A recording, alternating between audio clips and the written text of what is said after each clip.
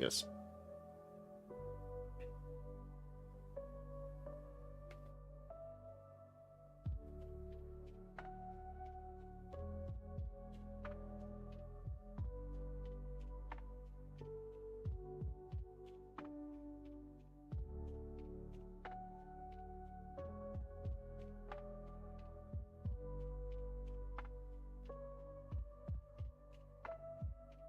All right, there we go. Good morning, good morning.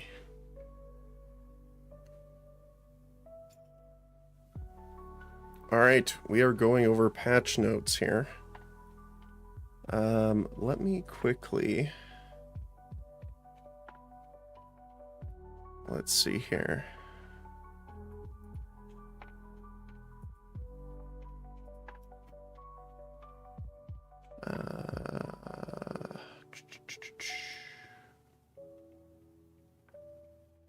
All right, looks like we're good. So yes, welcome in. We're going over the 0.4.0 patch notes. As always with the patch notes, it'll be a bit of a longer read, so I might need to take a drink here because my sickness is not 100% cleared yet. But hopefully you work with me here. Let me just really quickly... 1 sec here, I gotta turn this off for a moment.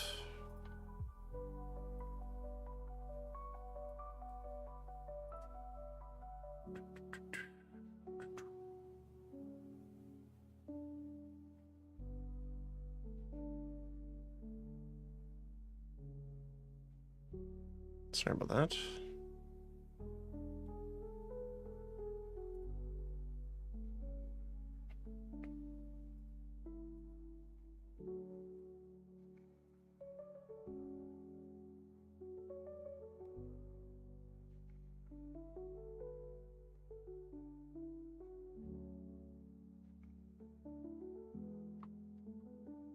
To get this set up here.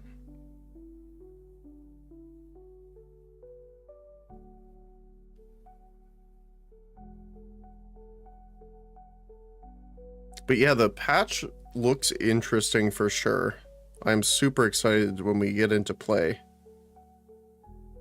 And it's not too long. It's on the 12th, I believe it said.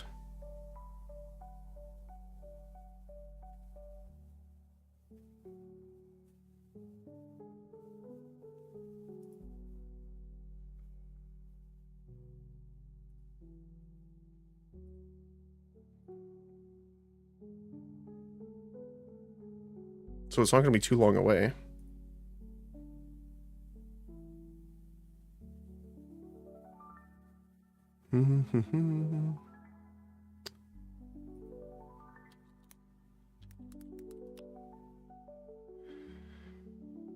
Let's see here.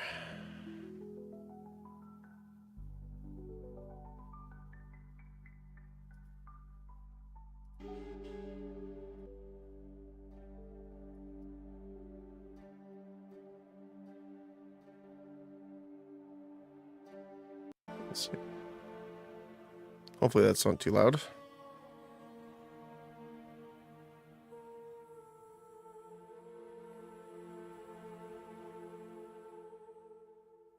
Okay.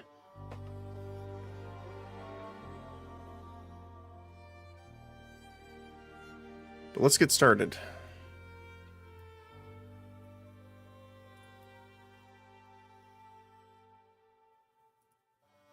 All right. So, table of contents, we'll go through really quick. So the total content in the 0.4 update. The Fate of the Vol League. New content features. Abyss is moving to core. General improvements, player changes, ascendancy changes, which is going to be really fun. Passive skill tree, gem, unique item, and normal item changes. Endgame monster, user interface, micros, and bugs. So our new class is obviously the Druid.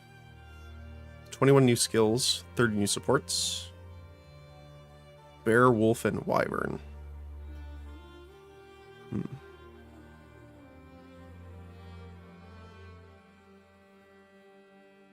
Build your own dungeon, yeah. I'm so glad we were right about incursion being the thing coming back.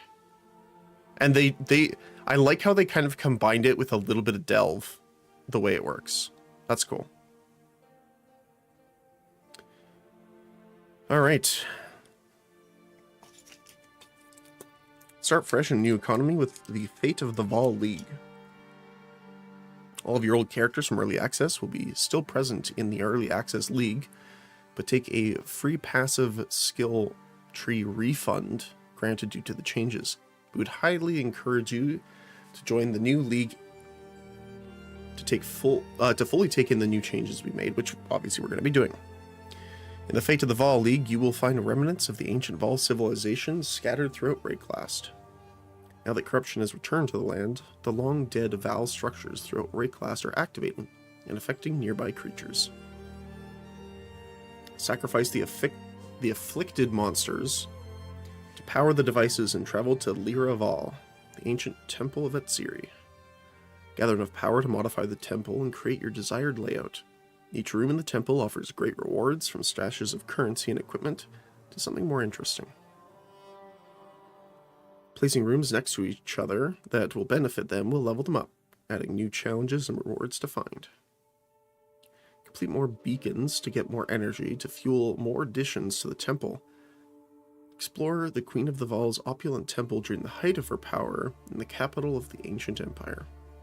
With the power of the beast, Etsiri plans to risk her entire civilization in pursuit of eternal youth. Can she be stopped? Her royal architect and devoted followers will work against you, but perhaps the past is not set in stone. It's going to be interesting if they have incursion something later in the story that it actually did change something, but considering how the story is so far, I'm assuming not. We'll see. There are standard, hardcore, and solo self-found variations of the Fate of the Vol League available. They have the same core mechanics and items. You can create private league versions of them. Okay.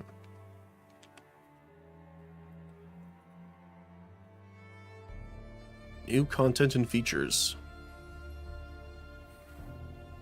New playable class, the Druid. New Oracle and Shaman Ascendancy for it as well. 20 new skills, primarily primal. 35 new supports, or over 35 new supports. Introduced 8 new lineage supports, much more powerful ones that are only available in endgame. 250 new passive skills to the tree. I need more skills for my tree. 100 new unique items. Or sorry, 100, oh my goodness. 10 new unique items. I think my brain was thinking of the 250 still. New weapon class talismans. They are two-handed martial weapons that are used for shape-shifting attacks. Equipping one transforms you into the animal form and grants you a basic attack skill for that form. You can swap your chosen form at any time, which is nice. Added 4 new augment items with new modifiers that you can craft into your items. And, as always, I appreciate this, have to mention every time, continue to incrementally improve the sound, art, effects, and environments. And this time this includes performance upgrades too. So, very nice. Abyss as a core mechanic. It's now been added to the core game, and you can find the Abyss encounters in specific campaign areas. Starting in Act 2. Encounters have been added to Endgame, as well as Abyss tablets and related modifiers. Also added the Atlas passive tree for the rise of the abyssal content. Preserved vertebrae no longer drop, which I believe is the Waystone ones. Also updated the Well of Souls quest to account for the fact that the abysses no longer spawn in all campaign areas. Fair enough. General improvements, including significant optimizations to CPU performance, have been made. These changes both improve the speed of key operations and allow us to utilize more of the CPU cores, resulting in higher frame rates. Overall, you should see at least a 25% boost around the board, and significantly less frame spikes when CPU bound. This is especially impactful for heavy gameplay situations. Oh, 1 second.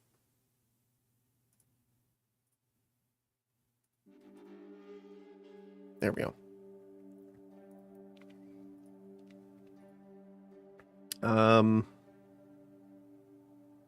Note that if you're using GPU bound, you will not see any improvement from these changes.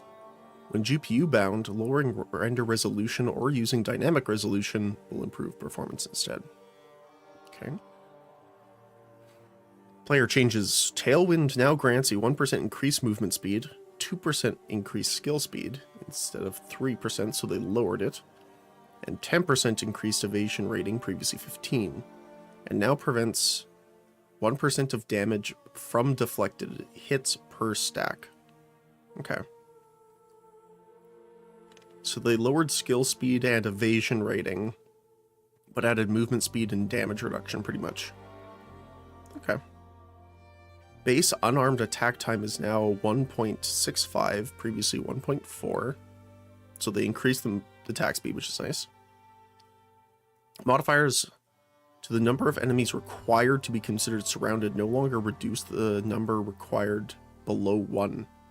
Oh, so you couldn't make it 0. Like, we could do that in PoE1, for example, when there's effects that say when you have 0 charges, do X, and when you are at maximum charges, do Y.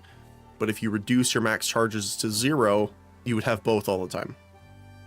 So, I'm assuming it's kind of similar to that. Or you could just have it up all the time because the number would be 0.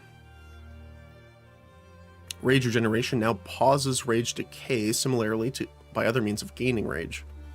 This means that your rage will never decay while it's regenerating, which is nice. All rage spending costs have been changed to 10 rage. It no longer causes a visual effect on your character until you have more at 10 or more rage, so that it knows when you can use these abilities, which is nice. I like that.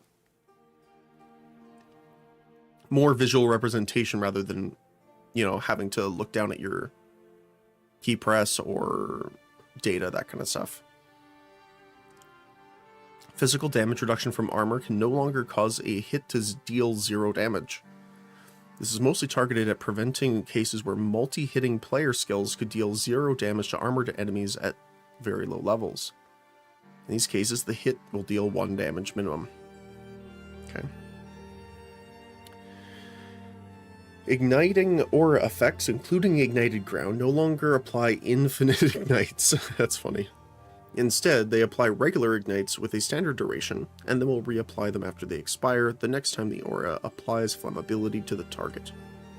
The same as if ignite had been removed. Okay. Okay, here's the interesting stuff. Well, some of the interesting stuff. There's a lot of interesting stuff. So, ascendancy changes. All skills granted by an ascendancy are now automatically activated when granted. Some previously required the player to manually activate them. Yeah, like, you had to go into your skills, right-click on them, and actually activate them.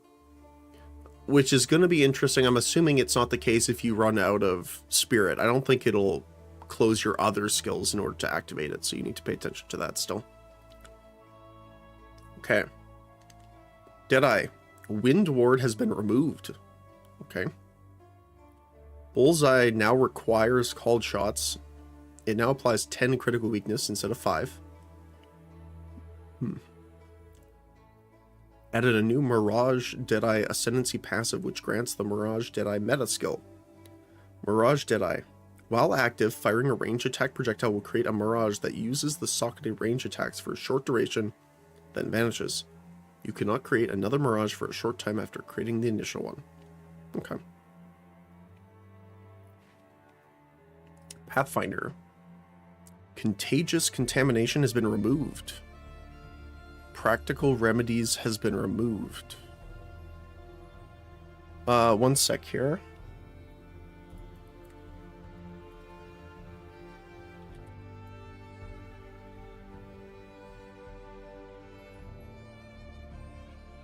I just want to open up this really quick.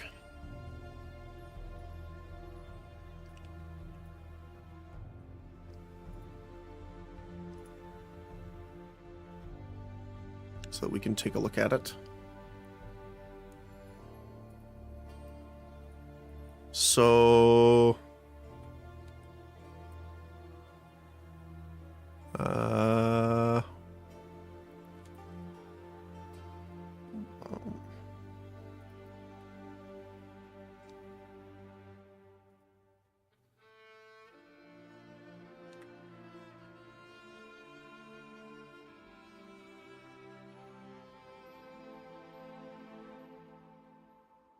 Okay. So, contagious contamination and practical remedies.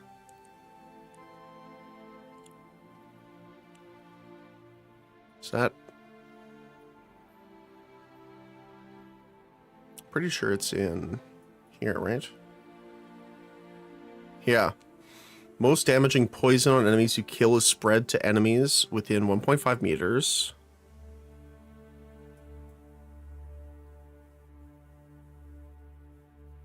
Huh. And practical remedies is gone too, which is the immunity.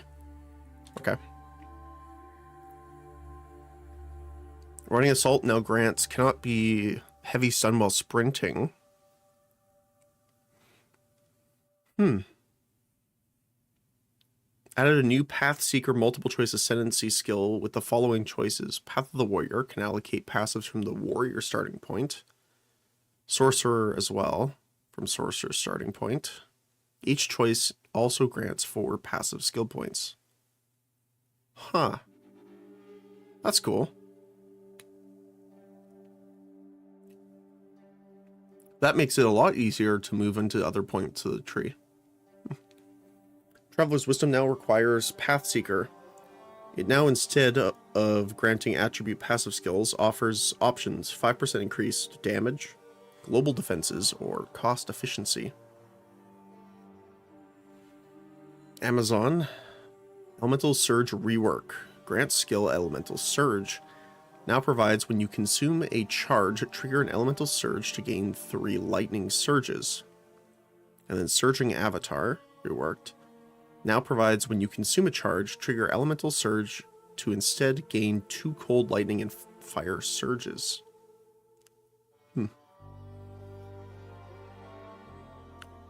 I honestly haven't played Pathfinder Amazon at all that much, or even Deadeye.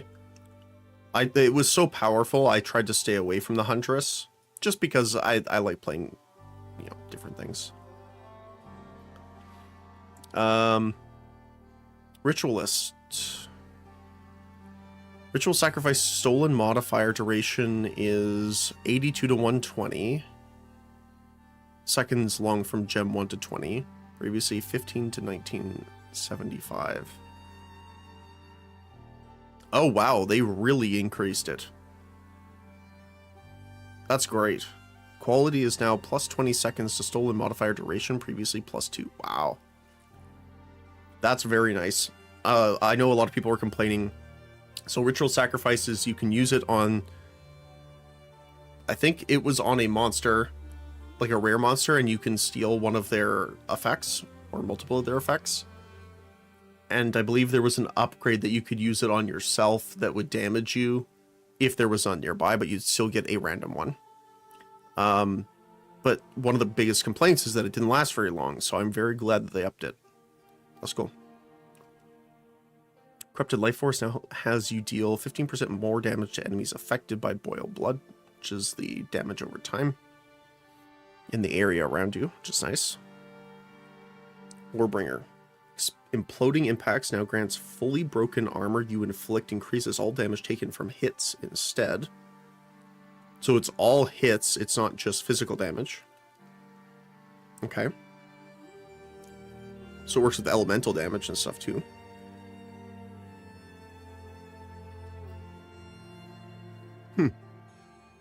That's cool. Ancestral Warhorn minion summoned by Warbringer's answered call notable. Now more consistently hits close-up enemies with the second part of its slam attack. Right, because it would overshoot, I think. Surprising Strength has been removed from Titan now. Crushing Impacts now has 25% more damage against heavy stunned enemies. Fair. Added a new Mountain Splitter Ascendancy passive, which grants every third slam skill that does not create fissures, which you use yourself, causes one additional aftershock ahead and to each side of the initial area. Huh, okay. So it can't create fissures, and you can't use totems. Okay. Smith of Katava. I know a lot of people were really hoping this one got reworked, and looks like they put a decent amount of work in. Each notable connected to the Smith rework now grants plus 200. Oh, actually, they nerfed this. I believe in the video it said 300. So this went down already to 200. In addition to its other bonuses. Okay. Padded plates, lead lining, and heavy bracing have been removed. Added Katavan imprint in place of padded plates, which causes your body armor to grant 60% increased glory generation, which is for, like, quote-unquote ultimate abilities, right? Spiked plates, which causes your body armor to grant 100% increased thorn damage. That's nice. We didn't really get to finish our thorn build, unfortunately. So that might be a secondary character we make. We're definitely going with the druid first, though. Tribute to Atula, which causes your body armor to grant 30% increased spirit, which got buffed because it said 25% before. Which is interesting, because then you're reliant on your other items for spirit only. I wonder if that's good. Like, it is good, but I'm trying to, in my brain, compare it to other ascendancies that grant spirit.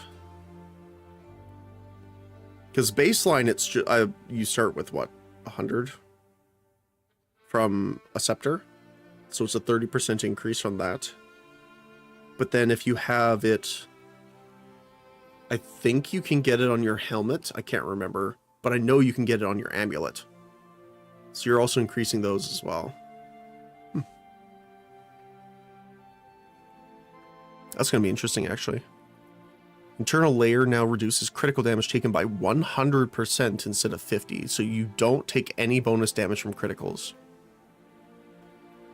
Which is actually really cool, because then what you could do... Oh, okay. So there's... I don't know if it's in PoE 2 yet, I can't remember. But cast when crit. I wonder if you could do something where, like, when you're taking critical hits, X, Y, or Z happens and you're doing this, so you're not actually taking any more damage from it when you take a critical hit or something like that, right? That'd be interesting. Heat proofing now causes your body armor to grant the bonuses of being unaffected by all damaging ailments instead of just ignite. Oh. Unaffected by all damaging ailments. So poison, bleed, ignite. Wow.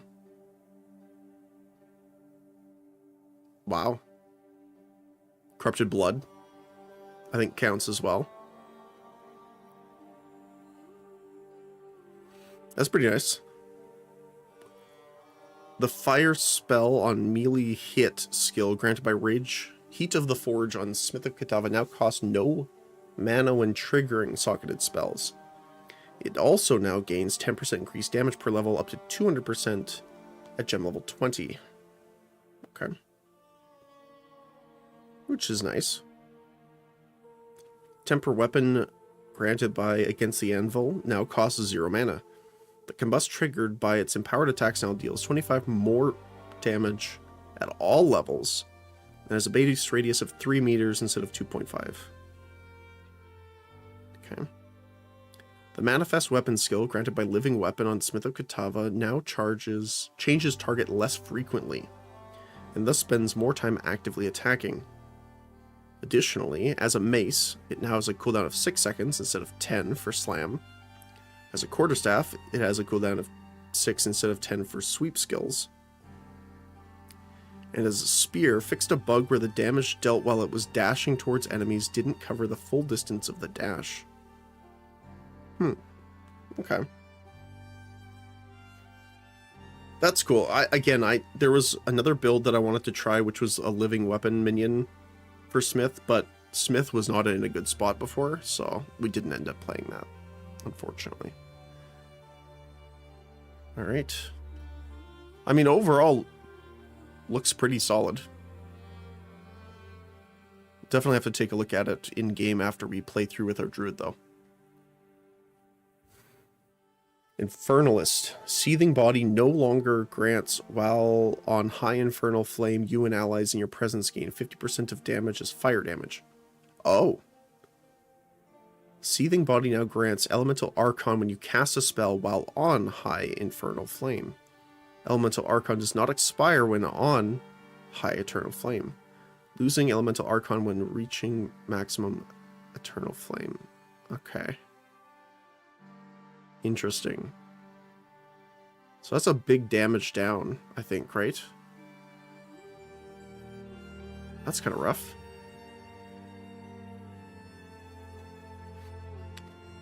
Blood Mage.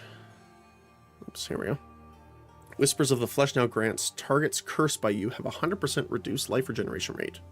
Awesome. Because remember, we had that issue with one of the bosses. We had to spec him to life regeneration just to kill them, and hopefully that's been fixed. Stormweaver. Refracted Infusion now grants when collecting an elemental infusion, gain another different elemental infusion. Previously 50% chance. Oh, so it's a guaranteed one now. That's nice. Because that's what we were using for our Firestorm, I believe. Storm's Recollection now also grants remnants can be collected from 50% further away, which is just better. Multiplying Squalls now grant +2 to limit of elemental skills, previously 1. Oh! That's nice. That makes it way more, like, if you can have 3 Firestorms out. That's cool. Okay. Chronomancer. Inevitable Agony, granted by Inevitability, has been updated. Now ignores curse limit and causes cursed targets to take 50% of hit damage dealt to them while cursed again when curse expires. Previously 20% at level 1, scaling to 33%. Wow. So on the low end, that's a 30% increase, and on a high end, it's a 17. That's still pretty good. Gemling Legionnaire. Thaumaturgical Infusion now grants 1% maximum cold resistance per 3 blue. Previously 4. Oh, so it went down by 1 for the requirements. That's nice. For each. So for red, for blue, and for green went down. Okay. Thaumaturgical Dynamism. Granted by Advanced Thaumaturgy, notable passive skill now grants a charge once every 5 seconds instead of 8. That's pretty nice. It's like a 40% reduction.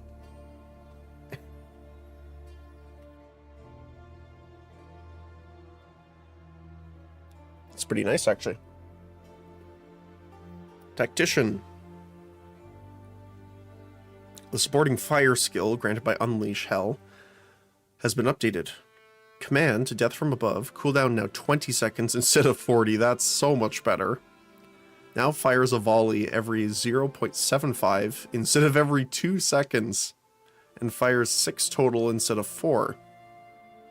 Now has a 14 meter width instead of 7.5. But the attack damage is now 763% instead of 1140. So we're losing 300 and some odd % damage, but we're getting an extra 2 volleys at a much faster rate of fire on a lower cooldown in a much bigger area. So I think that makes up for it.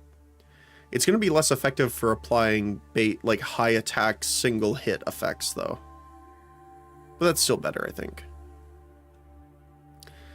Strategic Embankment notable passives have been updated. Artillery Ballista no longer grants 40% increased immobilization buildup, now grants increased skill speed.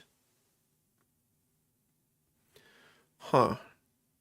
I wonder if they're getting rid of a lot of the mobilization things because you could chain the pinned and immobilizing effects. So maybe that's why. Because I know that was a big build before. But skill speed's still nice, don't get me wrong. Siege Ballista no longer grants 50% increased damage against immobilized enemies, okay. But now grants 25% more damage against immobilized. So it's not 50% increased, it's 25% more. I think that's better, right? I'd rather have the 25% more damage versus a 50% increase. So Mortar Cannon now grants 25% of damage gained as extra fire from 15, so 10% more. Added Spell Totem to Embankment Auras. Spell Totem now grants 50% increased crit chance. Now, it's not 2 crit chance, which would have been insane, but that's still really nice. Oh yeah, because you can totally do a Tactician Spell Totem build now. That's fun. We might have to try that too. Well, there's so many builds I already want to try. Holy cow. Well, let's collect these here really quick. Witch Hunter. Witchbane now has enemies. Enemies have maximum concentration equal to 30% of their max life instead of 40%. This is above. Look how they specify that. Yeah, so with less concentration, you can break their concentration easier. So, yes. Ceremonial Ablution. Now instead grants sorcery ward, also protects against physical and chaos. Okay. Nice. So instead of just elemental, it's chaos and physical in addition. Alright. Invoker. And Protect Me from Harm now grants 35% less evasion rating instead of 50% less. Solid. Okay. Soul Springs Eternal now additionally grants meta skills have 50% increased spirit reservation efficiency, which is great, because that was... trying to fit everything in with that was rough.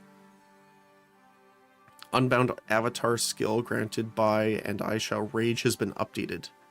Now has a cooldown of 12 seconds. You gain Unbound Fury when you inflict an elemental ailment with a hit on an enemy, or no longer has no more than once every 0.2 seconds for each type of ailment.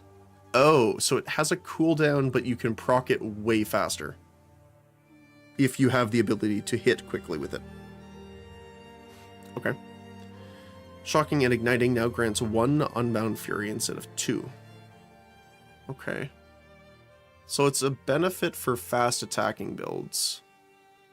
Well, I guess it's AoE too, because it's not per enemy. It was just overall, you can't do it more than once every 0.2 seconds. So if you did like an ice meteor, for example, and froze like 20 enemies, you would only get 1 because it would be locked for the rest of them. But now you could actually get the full amount from every single one of them. As long as it's a hit, obviously. Okay. Let's see what they did to our boy here. Acolyte of Chiula. Embrace the Darkness now gives +10 to maximum darkness per level, which is nice, instead of 8. Into the Breach skill granted by Waking Dreams, Red Flames now leech 15% life instead of 7. So more than doubled. Same with Mana. Purple Flames now last 8 seconds instead of 5. Extra 3. And Flames now are now created closer to the player, so they're easier to pick up, which is awesome. Choice of Power, Choice of Life, and Choice of Mana now all also grant 50% increased effective remnants and 50% increased remnant pickup range. Okay, just better overall. Void Illusion granted by Grasp of the Void now has a cooldown of 4 seconds instead of 6 to 4. Based on gem level. It now deals 350% to 1268% attack damage at gem levels at 1 to 20. So a big damage up. Like almost 2 times damage. And then Void Illusion skill granted by it also has 3 cooldown charges instead of 1. So I'm assuming the cooldown of 4 seconds is the charge recuperation time. That's cool. I don't know if that's enough to actually make people use it, but we'll see. Passive scree... Sorry. Passive skill tree changes. With the addition of the Druid and other new game mechanics, we've added passive support for these throughout the passive tree. There are many new clusters, mostly in the Druid area of the tree, which we did see earlier, and many existing passive skills have been updated. These changes may result in your existing passive tree being forcefully refunded if you had any allocated nodes around the areas of the layout changes. Added more than 250 passive skills to the Druid side of the passive tree. The value of flammable magnitude on the passive tree has been increased massively. Okay. Because he's really pushing the lightning, cold, and fire there.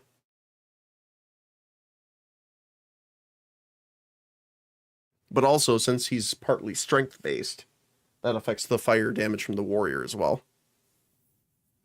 All instances of gaining Flame, Ice, or Lightning Archon have been changed to gain Elemental Archon, to better support builds using multiple elements, which is good. Very nice. Archon-related passives on the tree have been adjusted accordingly and condensed. Fair enough. Holopalm Technique Keystone grants 1% more attack speed per 75 item evasion rating. On equipped armor, previously 25. Oh. So way lower attack speed. But they've increased based on arm attack speed to 1.65 attacks per second instead of 1.4. So I'm assuming that's a faster attack speed at lower levels, but lower high-end attack speed later on in the game. Walker of the Wild's Keystone has been removed from the passive tree and its effects have been moved to a newly added lineage support. Elemental Equilibrium Keystone now grants cold infusion remnants that you create are instead fire. Fire are instead lightning, and lightning are instead cold.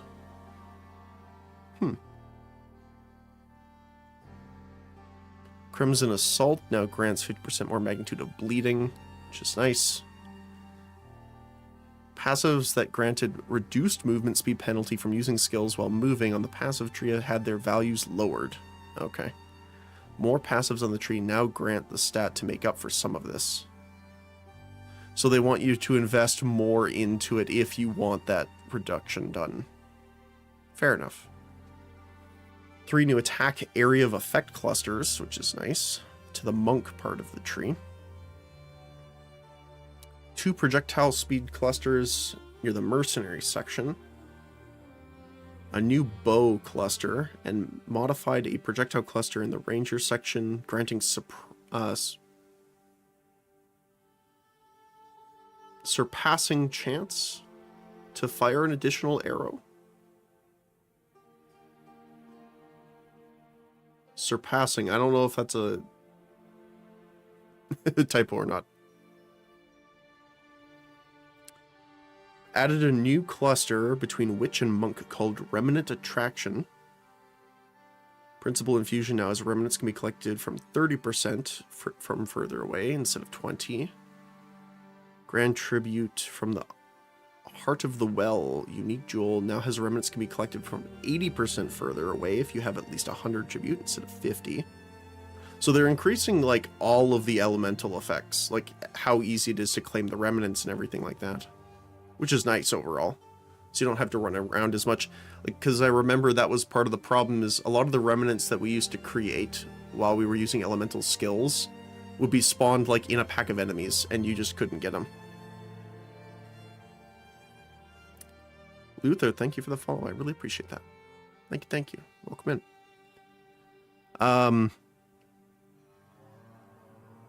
Small nodes on passive tree that grant remnant pickup range now grant remnants can be collected from 20% further away instead of 15. So that's small nodes though, which is nice. And then on ascendancies that do pickup range, it's 25% instead of 20, so 5% on each. Small passive connected to the invigorating grandeur and everlasting glory notables now grant 20% increased presence area of effect. Instead of skills have a chance not to consume glory. Ugh. I kind of liked the chance not to consume glory, because then you could do like the multi-spear, you know, the ion cannon strike spear move multiple times, or things of that nature.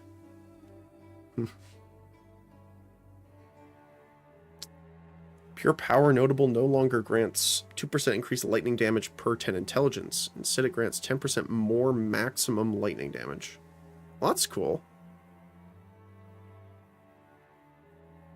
I mean, I think that's a lower lightning damage increase overall for damage if you're doing like an intelligence stacker.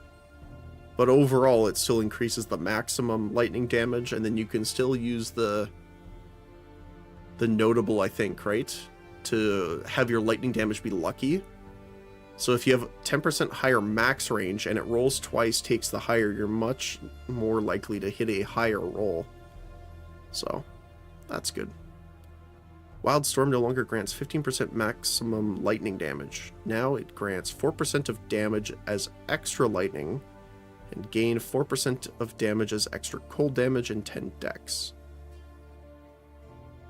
I mean, I'm fine with that. That's... So they moved it over, decreased the maximum amount a little bit by 5%. I guess that's still a third, but still.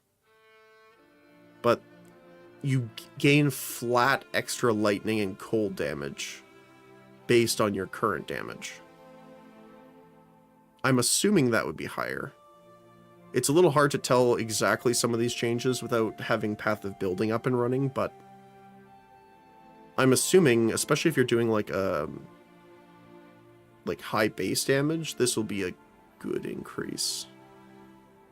I guess you're losing some lightning damage based on your intelligence. If you're doing the intelligence stacking, this is more affecting of you instead of just grabbing the node while dealing lightning damage as, you know, output.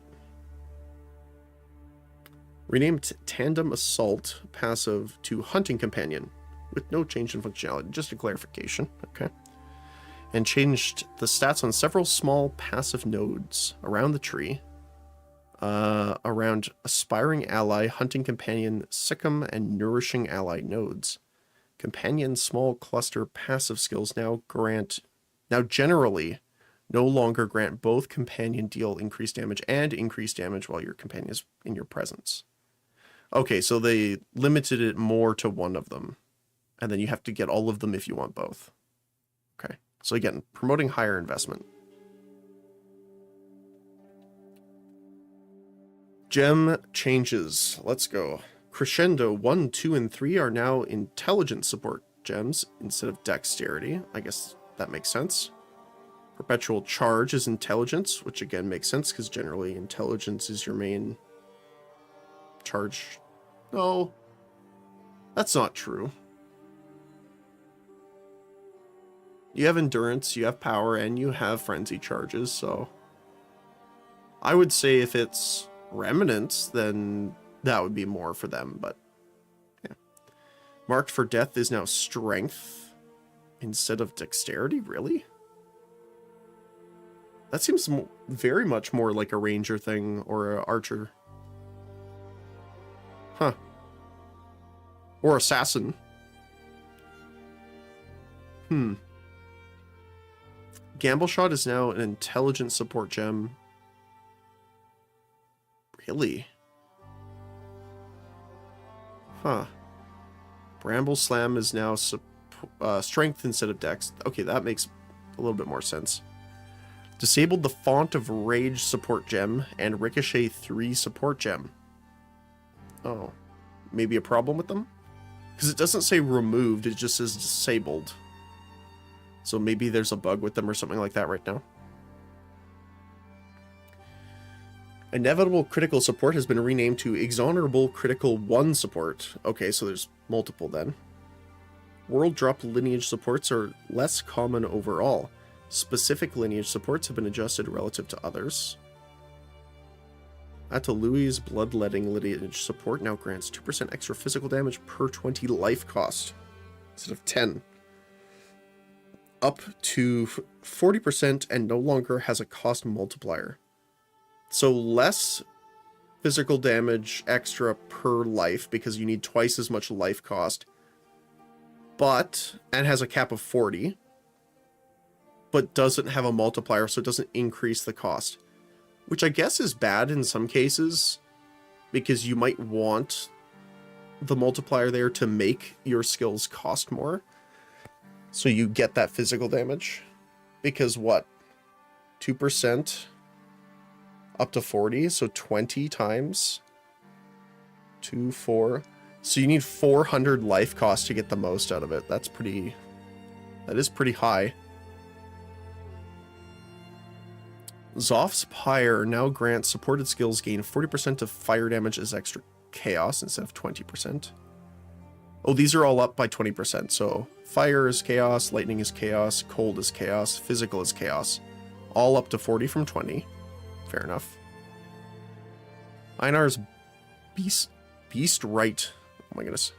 Now grants killing blows from supported strike skills against rare monsters, grants 2 of their modifiers for 5 minutes instead of 40 seconds. Wow.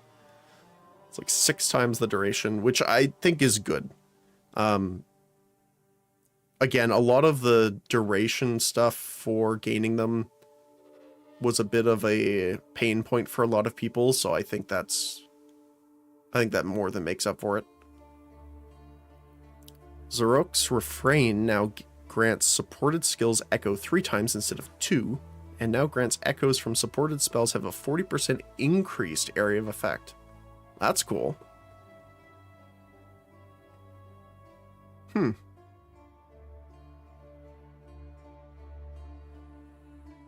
Yeah, I kind of like that. I'm wondering how that would work with like... Oh, that would be really cool with like Meteor. Huh. Or Comet, I guess, technically. Aruk's Smelting now grants fully breaking armor with supported skills cause them to permanently take 5% increased physical damage up to 20%, with 2 to 20 being the previous. Okay, so they increased the rate of increase. So, what's that? So it goes from from 5 procs to 4 procs, which is nice. Huh. Valenta's Propulsion now grants 75% of increases and reductions to cast speed, also applied to projectile speed for supported skills instead of 50%. So up by 25. On Citadel now no longer has supported skills have 30% less AoE, or supported skills deal 30% less damage with hits. Okay, so they're generally buffing all the lineage supports. I know they had said that in the thing, but especially less used ones and uniques, I think they said total. Tekrod's Revenge now grants minions from supported skills die 20 seconds after their life reached 0 instead of 10. So they last twice as long, which is crazy. Which is really good for... There was a interesting, like... Was it the AoE fire build that you could do? But you put the when minions die, they detonate. but you would want to keep them alive as well because they need to take damage to be below that point. But now, that'd be interesting to see. It's definitely nice, though. I like that. Especially if you get one of them. Like, if you get the Tekrod's Revenge lineage support, you don't really have to worry about minion life as much. Like, there's a specific reason you might do that, but...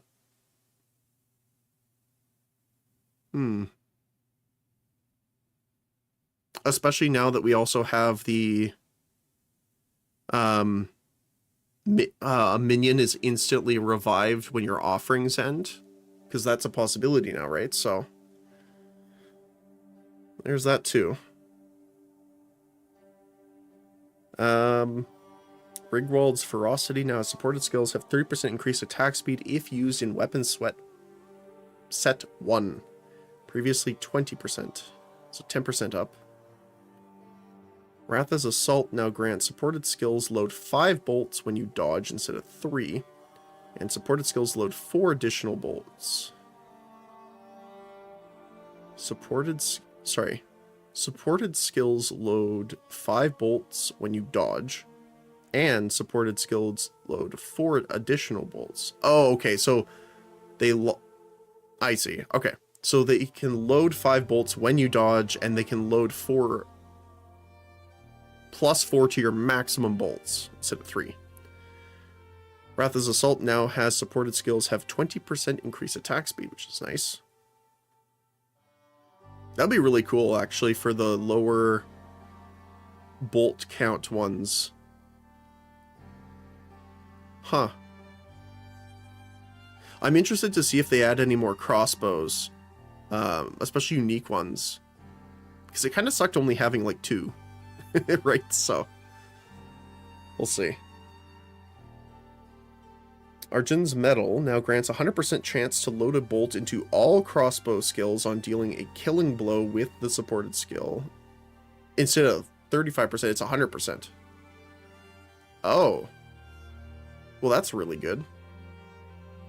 So, for example, you could use, like, your Ice Shot, double barrel, shotgun blast, and then swap to, like, an automatic. Kill 2 people or something, or kill 2 enemies with it, and then both your bolts are already reloaded. That's really nice. Comb's Madness now grants supported skills deal 20% less damage instead of 40%, so technically a 20% increase. Tahoa's Tending now grants totems created by supported skills have 25% more life, previously 50. Oh, so halved. And now Toa's Vengeance Explosion deals base physical damage equal to 20% of their max life instead of 10. So you're lowering their total max health but increasing the damage based on their max health by double, pretty much. Which is interesting. So it's giving less health to the totems but keeping the same damage, pretty much. Right? Trying to think.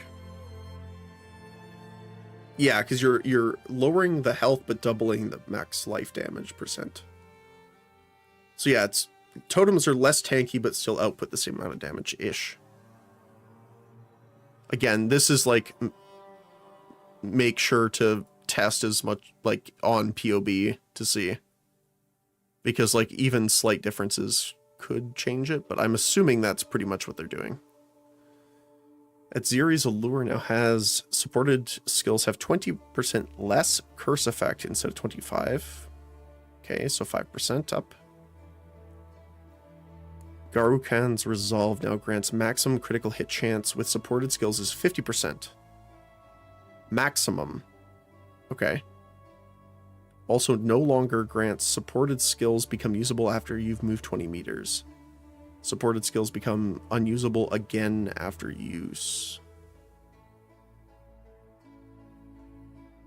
Oh, so you can use it again, but it lowers your maximum crit chance.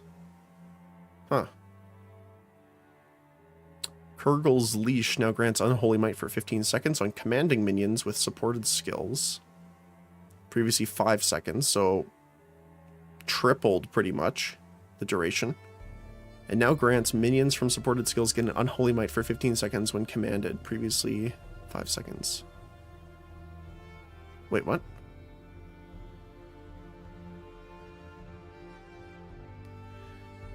Unholy Might for 15 seconds on commanding minions from supported skills. It also grants minions from supported skills gain... Oh, I see. So you gain Unholy Might and your minions get Unholy Might now. Okay. Arakali's Lust now grants supported skills deal 8% more damage with hits for each poison on them up to 40%. So more on the low end and high end. Takati's Ire now has poisons from supported skills deal damage 2% faster per rage instead of 1. A rage build poison bow with the druid. So they're always consistently at max rage. That'd be interesting. Aelith's Chimes now grant 25% chance to gain a power charge when expending combo. With supported skills per combo expended, this chance can exceed 100%. Wow, they... Oh, that's the one... Okay, so if people don't know, we actually use this with our Blink Strike build. Before, what we would do is build up all this combo, expend it all with, I think it was Chayula's Grasp, and then you gain a ton of charges so that you can just use them all with Flicker Strike. But this has made it so much easier now. That's crazy. Because you only need 4 combo to get 100% now, instead of 10, which is crazy. Huh.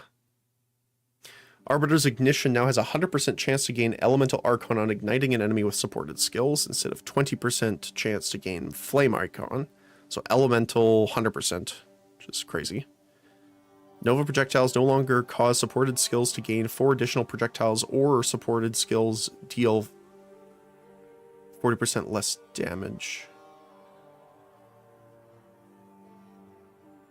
Oh. So Nova projectiles just causes them to Nova, but it doesn't give them the 4 additional projectiles? But it doesn't cause them to lose damage. But they also have now Nova projectiles 2, causing them to gain 6 projectiles but deal 50% less damage, and applying a cooldown time of 8 seconds on the skill. Huh.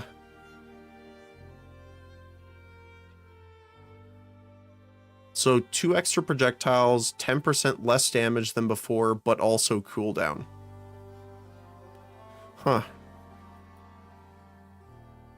Interesting. Piety's Mercy renamed to Dominus Grasp. Makes sense. Lightning. It now instead grants supported skills chain 100% more times. Huh. Chain 1 support no longer grants 100% more chains. Now grants they deal 30% less damage with hits instead of 50%. Okay. Chain 2 no longer grants supported skills chain 100% more times, but now gives them chain plus 2, previously 1. Now grants supported skills deal 50% less damage with hits instead of 40. Oh, I see what they're doing. So they're making raw chain amounts increased on the chain normal ones, but the Dominus Grasp makes the percentage of all of them more, looks like. And then chain 3 no longer grants supported skills chain 200% more times. Now grants, they have 2% extra chains. So yeah. So it's 2% extra chains. Huh. Or sorry, 2 plus 2 chains. Interesting. Culmination support, more damage per combo, now has a cap of 10. Oh, they put a cap on it. Culmination 2 support, more damage combo, now has a cap of 20 combo. Now grants supported skills 2% more damage per combo instead of 3. So they lowered the damage per combo and capped it at 20.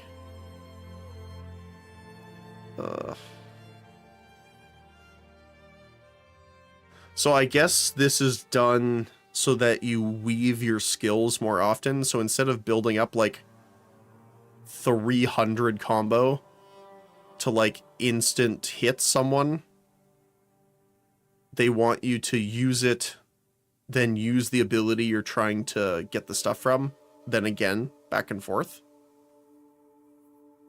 Because that's what we used to do, right? Is we built up the charges for Flicker Strike, then we'd Flicker Strike, but you gain more damage based on the charge or the combos you consumed, so it would deal an absolute ton of charges damage. Stormfire support now causes enemies shocked by supported skills to take a percentage of ignite damage as lightning as well as fire. Previously, shocks from supported skills do not expire unignited. Okay. They take a percentage of ignite damage as lightning damage as well as fire. So, okay, this wording's a little weird. So is it saying additional damage or is it splitting the current damage? So, for example, if you deal 100 damage from your ignite, do you still deal 100 fire damage from ignite and an extra 100 lightning, or is it 50 fire, 50 lightning? I'm not sure on that. It's not super clear. I'm assuming it's split. Living lightning attacks now deal the same amount of damage for each hit in the chain. Previously erroneously dealing less damage per subsequent chain in the hit. Okay. Living Lightning 2 has a cooldown count of 8, previously 5. So, higher cooldown. Enraged Warcry and Rage Forward supports now treated as spending rage. Oh, okay. Upheaval and Branching Fissure supports no longer restricted to melee attacks. Oh, nice. They can now support any skill which creates fissures, which I'm assuming is like the jump ability that the bear form has, or the demon form bear has, for example. Like, I don't know if that's a melee attack. I think that counts as an AoE. So I guess that's why they changed that.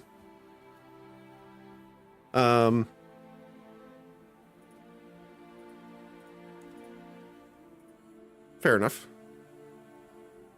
Impact Shockwave support now actually makes aftershocks. Allowing interaction with aftershock specific area and damage modifiers. Previously, it was actually a variant of Melee Splash, which did not benefit from those. This also allows a strike to cause both an Impact Shockwave, Aftershock, a Melee Splash from the same hit. Okay, I see. And then Impact Shockwave can now support non-strike wind attacks. Cool. Alright, time for skill changes.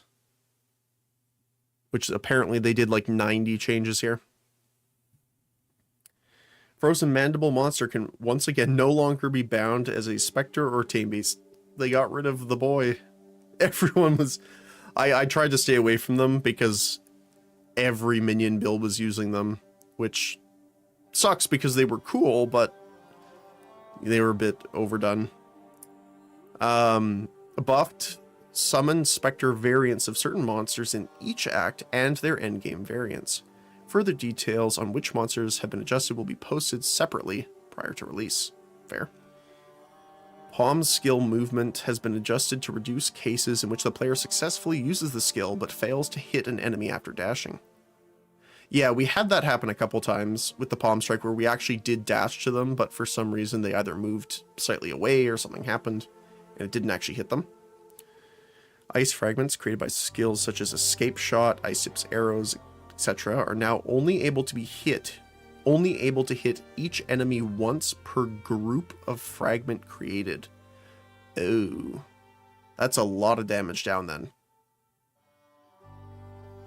So, like if you had the claw attack from the werewolf, for example, and it creates 5, they can only be hit by those 5 fragments once. Only one of the explosions will be able to hit them.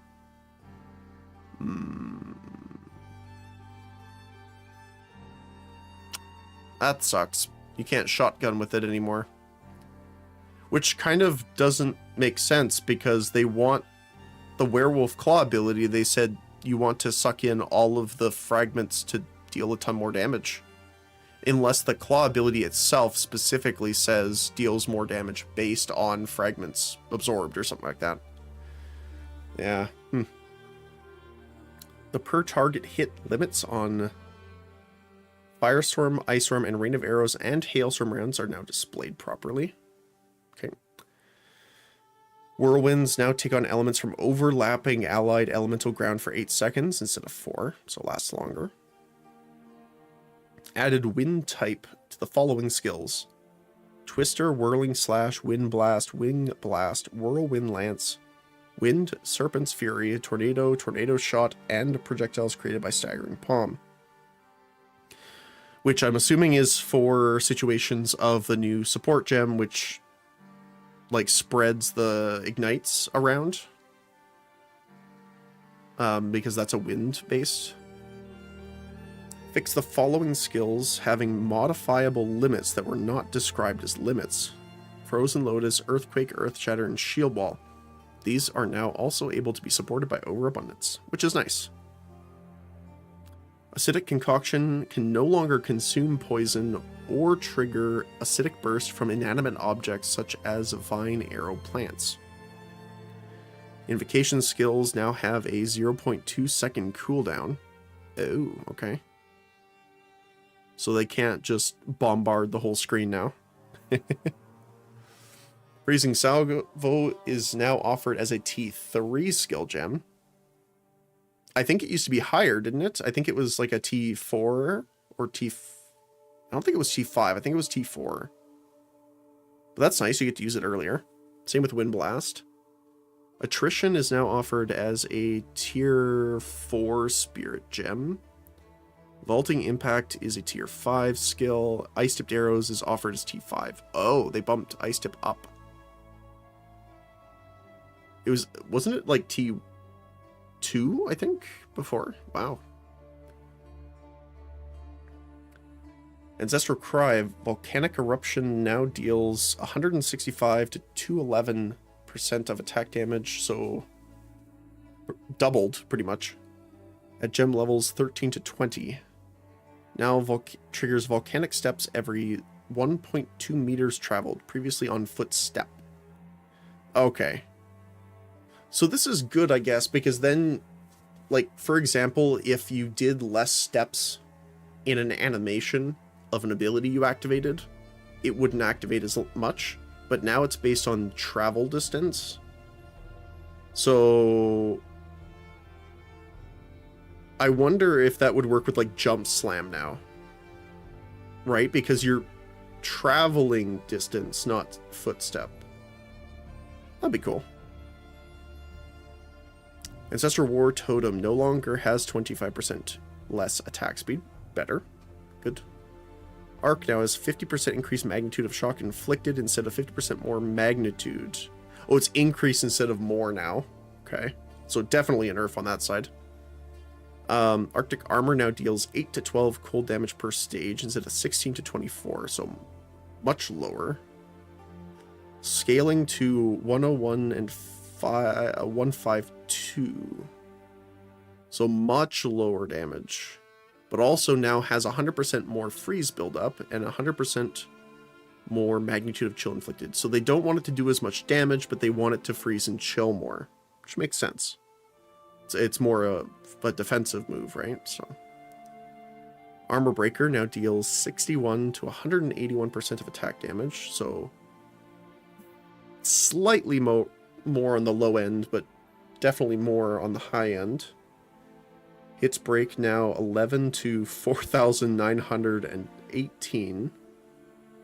So 800 and something more damage at level 20. Attrition now reserves 30 spirit instead of 60, so very nice on that front. Ball Lightning now deals 2 to 33 lightning damage at level 11. So lower low end, higher high end. Or sorry, higher low end and higher high end now. Scaling up to 6 and 105. Again, more overall. Now has a 375% more chance to shock instead of 750, so much lower chance to shock. Fire Infused Explosion now deals 166 to 249 fire damage, up from 90 to 135. Scaling to 570 and 856 at level 20, instead of 287, 431. So pretty much double damage. Ignited Ground now ignites as though dealing 200 to 300 fire damage at gem level 11 instead of 114 and 172. So much higher. And then scaling up to 744 and 1,116 at 20 instead of 425 to 638. So yeah, so high end, instead of 638, you're in the 1100 range. It also lowered the spirit requirement for barrier invocation down to 30. Same with cast on minion death, which is great, because that extra 30 spirit that you save is pretty nice. Especially when you're considering cast on minion death generally means you have a lot of minions, so you're using a lot of spirit. Charge regulation no longer grants more skill speed while you have frenzy charges. Now grants 24 to 25% increased skill speed while you have a frenzy charge. Okay, so it's no longer more, it's increased. Okay. Comet. Fire Infused Comet now deals 279 to 418 fire and cold damage at level 11 instead of 149 to 223. So much higher. At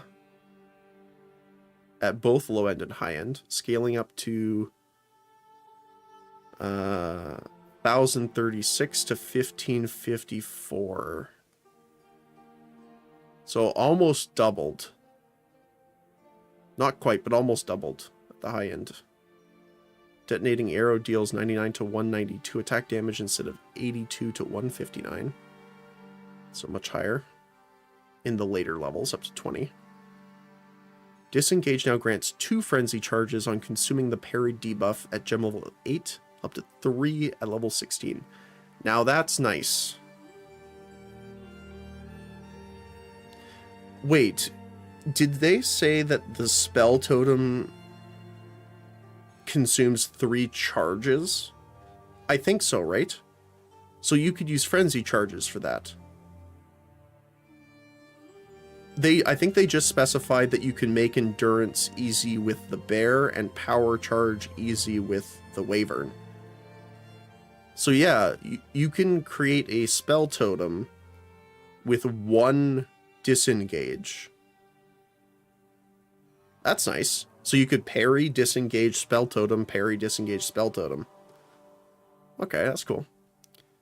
Elemental Conflux now has a reservation of 60 instead of 100. So 40 down. Invocation now has a 25 to 68 increased energy gained at gem level 8 to 20 instead of 12 to 57. So much more at the low end and a bit more on the high end. Okay, here's where we're getting into... I want to see... It's weird how... A lot of people were saying lightning damage in general needed to be nerfed after the previous league because there was a lot of it. But it's interesting to see that they've changed it, but not really, like, debuffed it at all. They haven't nerfed it too much, but I'd have to put a lot more of these into the POB to see the specifics of them, I think. Electric shooting arrow now has an attack speed of 110 of base instead of 80, so it attacks faster. Now deals 114 to 250 attack damage instead of 128 to 280. As I say that, so a little bit less attack damage, but 20% increased attack speed of your base. It now converts 80% of physical to lightning instead of 50%. So that's good, actually. Because remember, in Path of Exile 2, your bonuses to damage happen after conversions, not prior. So you're going to convert 80% of your physical damage to lightning, and if you're doing electrocuting arrow, generally you're doing lightning damage build, right? So then it would benefit from all of your lightning damage increases. So that's better. And that's a increased conversion amount too, not just an increased damage. So that's nice. Escape shot. Ice fragments now have an explosion radius of 2 meters instead of 1.5. Ice fragments now deal 45 to 131 of attack damage. Gem levels 1 to 20 instead of 55 to 172. So lower damage, but larger explosive radius. Now fires 3 ice fragment projectiles instead of 4. Now has equal magnitude of chill inflicted as freeze buildup. Oh, nice. Okay. So it's weird. So they're making ice fragments not cluster bomb people anymore, but increasing their range so they overlap more. See, that's the thing that doesn't get... I don't understand then. So if they're making it so that they can't shotgun, right? You can't shotgun with the ice fragments anymore. What's the point of the werewolf's ability to suck them in and hit the same enemy? Because if they have a larger explosive range baseline, they're more likely to hit the enemy anyway because they spawn right behind it generally. I'm not sure. Again, unless the... I don't remember the name of it. It wasn't Rake. But if that ability itself doesn't do more damage based on the ice shards it pulls, I don't see the reason for doing that. You're hitting less enemies overall by doing that in that case. It is nice that it inflicts freeze buildup based on chill magnitude, though, so that's nice. Explosive Spear now has +1 limit of lodged spears every 8 gem levels. Frenzy Charge Empowered Explosions now deal 200 to 724% attack damage instead of 150 to 543, so more. Just below 200% more, by the way, the high end. Now has 100% increased ignite magnitude, previously 0. And then Frenzy Powered Explosion length now increases with level from 4 to 5.9 meters. Wow. Also updated explosion visuals. Very nice. Eye of Winter. Eye projectile now travels a much longer distance, which is awesome because I thought it always died out very, very quickly. Eye projectile now has 25% less projectile base speed. Cooldown is now 10 seconds instead of 15. That's nice. I actually like that. So it moves slower while firing, like doing the projectiles. So it lasts longer while still traveling further. I like that. Fangs of Frost now has 106 to 157 more freeze buildup instead of 68% to 107. So a decent chunk on both low, 50% on high end. Explosion now has 212 to 314 more freeze buildup instead of 304 to 428. Okay, so there's more freeze buildup on the base part of Fangs of Frost, but less freeze buildup on the explosion specifically. But also now has equal magnitude of chill inflicted as freeze buildup. Explosion chilled ground is now 8 seconds instead of 4 seconds. Oh, so it lasts twice as long on the ground. That's cool. I like what they're doing too, where magnitude of chill inflicted as freeze buildup as well, so you kind of get both in one. Flame Blast cooldown is reduced by 5 seconds from 15 to 10. Fragmentation rounds now has bolts pierce 2 targets at gem level 1, scaling to bolts pierce 5 targets at gem level 24, instead of 2 at all gem levels.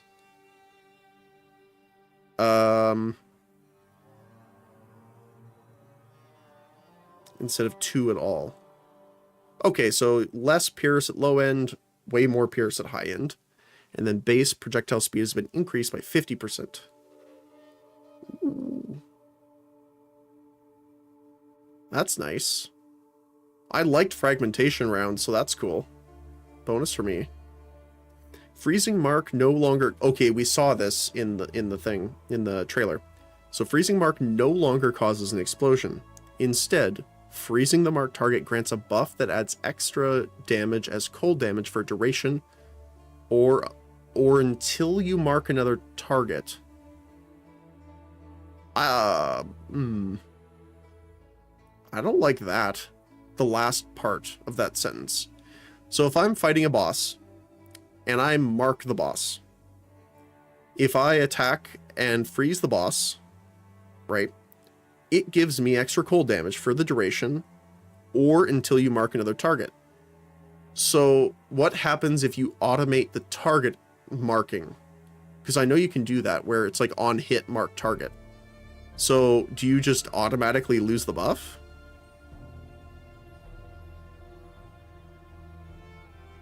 It does say another target, but I'm assuming that you can... I am assuming it means remark a target, like mark another target.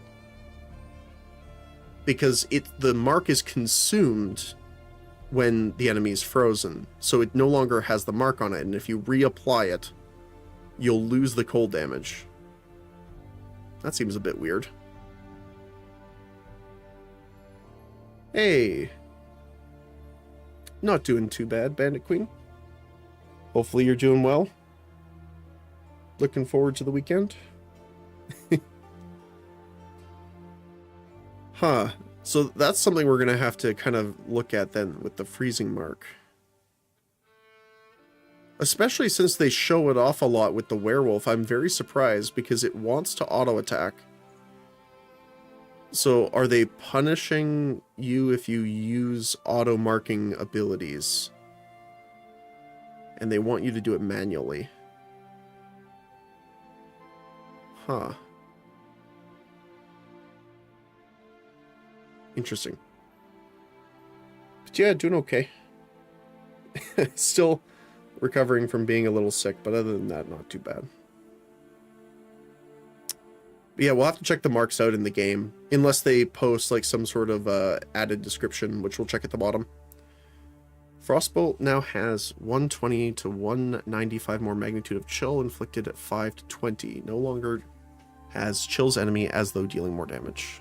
Okay, fair enough. Because they're increasing the base damage and stuff like that overall, and then adding a percentage increase later. Lightning infused Frostwall now deals 5 to 103 lightning damage at level 9 instead of 4 to 68, so decent increase. Scaling up to 23 to 444 instead of 292. Okay.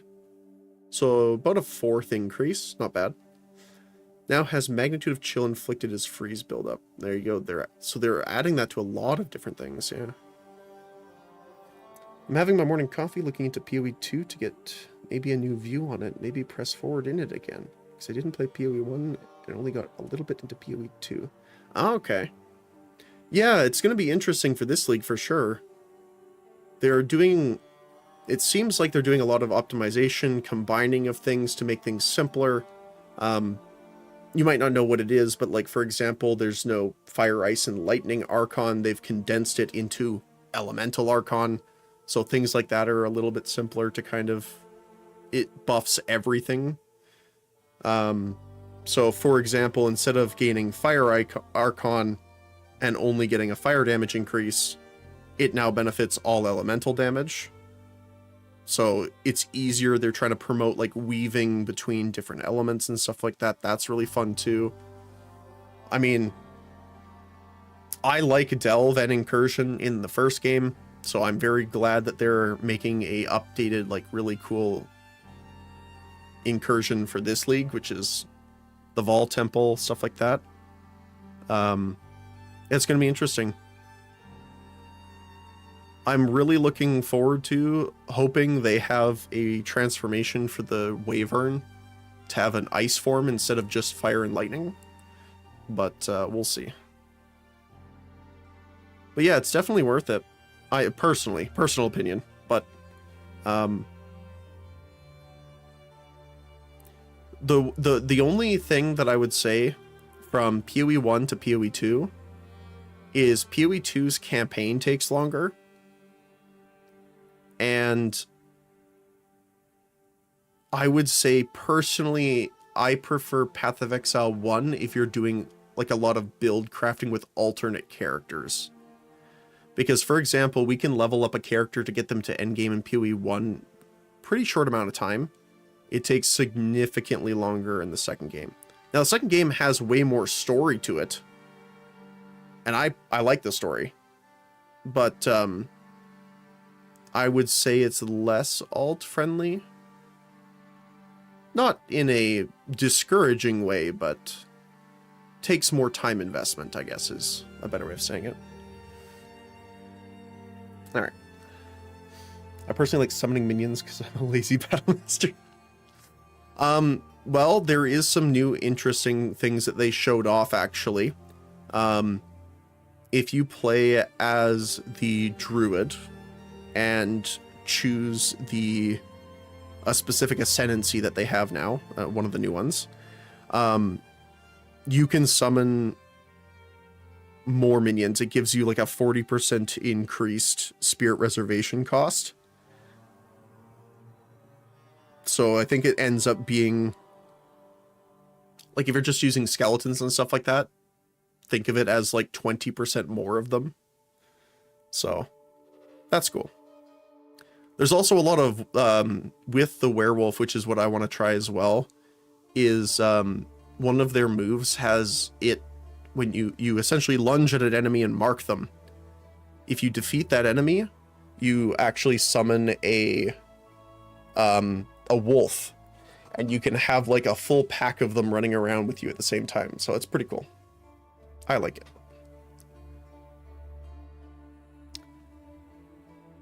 Frozen Lotus no longer deals 80% less damage if destroyed within 0.5 seconds by something other than you. Thank you. They didn't do that with Frost Wall or anything like that, but that's a little unfortunate. No longer creates Chilled Ground, though. Also no longer has Collision. Now correctly works with Increase to Limit. Frozen Lotus Ice Crystals no longer have hidden less damage taken from allies. Instead, they now have a hidden more damage taken by monsters, and the life of the Frozen Lotus Ice Crystal has been greatly increased at later levels. This change has been made to make Frozen Lotus stronger with things that scale off of Ice Crystal life, while keeping the amount of damage to destroy the crystal from both players and monsters roughly the same. Frozen Lotus Ice Crystal now has 27 to 9536 max life from 43 to 1364. Okay, so they're making it so that it's destroyed in the same amount of time, but it benefits much more from your other increases. So that's cool. I think I was using skeletons before. Yeah. So they've done a lot more too. They added a lot more Spectre minions and stuff like that too. They've done a bunch of rebalancing apparently, although they haven't released it yet. They said they're going to be releasing it later on. All of the information on the updated Spectres. So yeah, I'm going to be really interested to see. Because that was one of the problems I had with the previous league, is that... I'm supposed to saying this. Frozen Mandibles was so overwhelmingly powerful as a Spectre, I didn't want to use them because I felt like I was... I don't know. I'm one of the people that's kind of like, if something's really overpowered and everyone's using it, I prefer not to use it. Because I like being experimental in the builds that I do and kind of like finding new things about it. Which we kind of did actually with when we were checking out the different health pools of the units. We started using the fire elephants, which was so much fun. What is a league? Okay, so in both Path of Exiles, there are leagues that happen generally every 3 to 4 months, sometimes more, sometimes less. What those are is essentially when they add new content to the game and do large patches. So for example, the previous one was the Abyssal League. So that's when they added in the Abyss itself. So the things in the campaign, the going down into the depths, all that stuff, right? So what happens is after that league, it either goes core or doesn't. So in this case, it's going core, which means it's being added to the base game. And then the new league mechanic takes over, whatever that is. So in this one, it is the Vol. So in the first game, this league effect was known as Incursion. Essentially what you're doing is, as you play through the campaign, it kind of exposes you to the league mechanic, and then you get more into it as you get through the campaign, especially when you get into end game mapping and stuff like that. So this league mechanic is essentially build your own dungeon. So you get these, like, essentially there's these circles on the ground, which are sacrificial platforms. You defeat the enemies there to charge the device.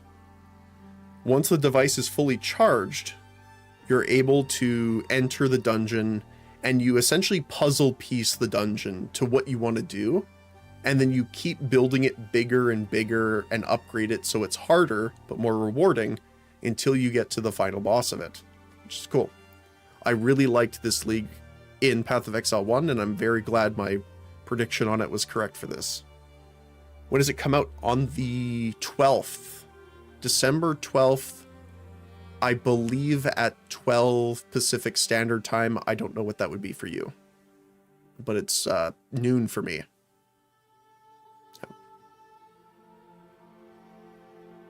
Yeah. All right. So Gathering Storm. 2 p.m. Okay. Not too bad. But yeah, I would always recommend, especially for league launches, there will be a queue. Generally, they always allow you to preload as well. So you won't have to worry about like downloading it right as it launches. So I would, if you're planning on doing it right at launch, I would definitely recommend that. And there will be generally a queue. So I would get in a bit early if you can. Normally there's a countdown timer to when you can actually log in. I believe it's shown on the website or in-game in the main menu when you launch it. It'll be there. But yeah, normally it's not too bad of a timer.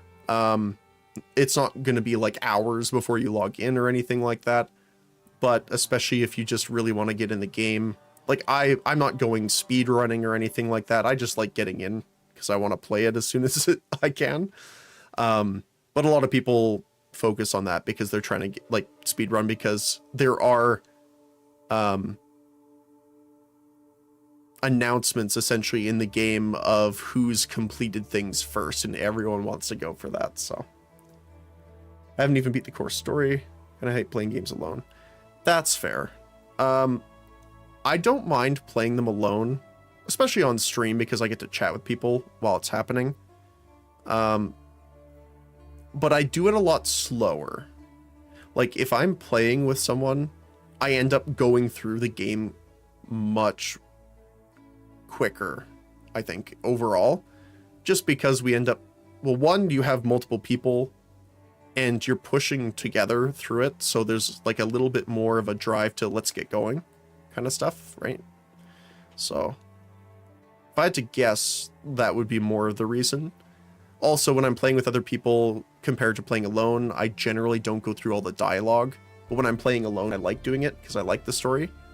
But yeah.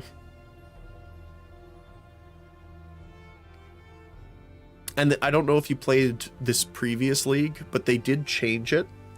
So it's no longer you have to go through the whole first acts again.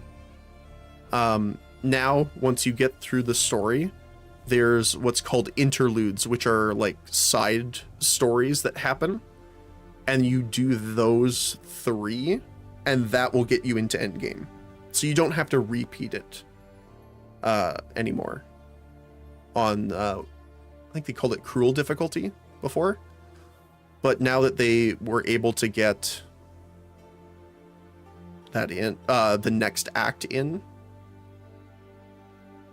the interludes are just to make up for that, the time you would have missed, pretty much. Which is big for a lot of people. I know a lot of people don't like repeating a lot of the same story content, so I think it was a good move for them to do that, but it does make it easier. But yeah.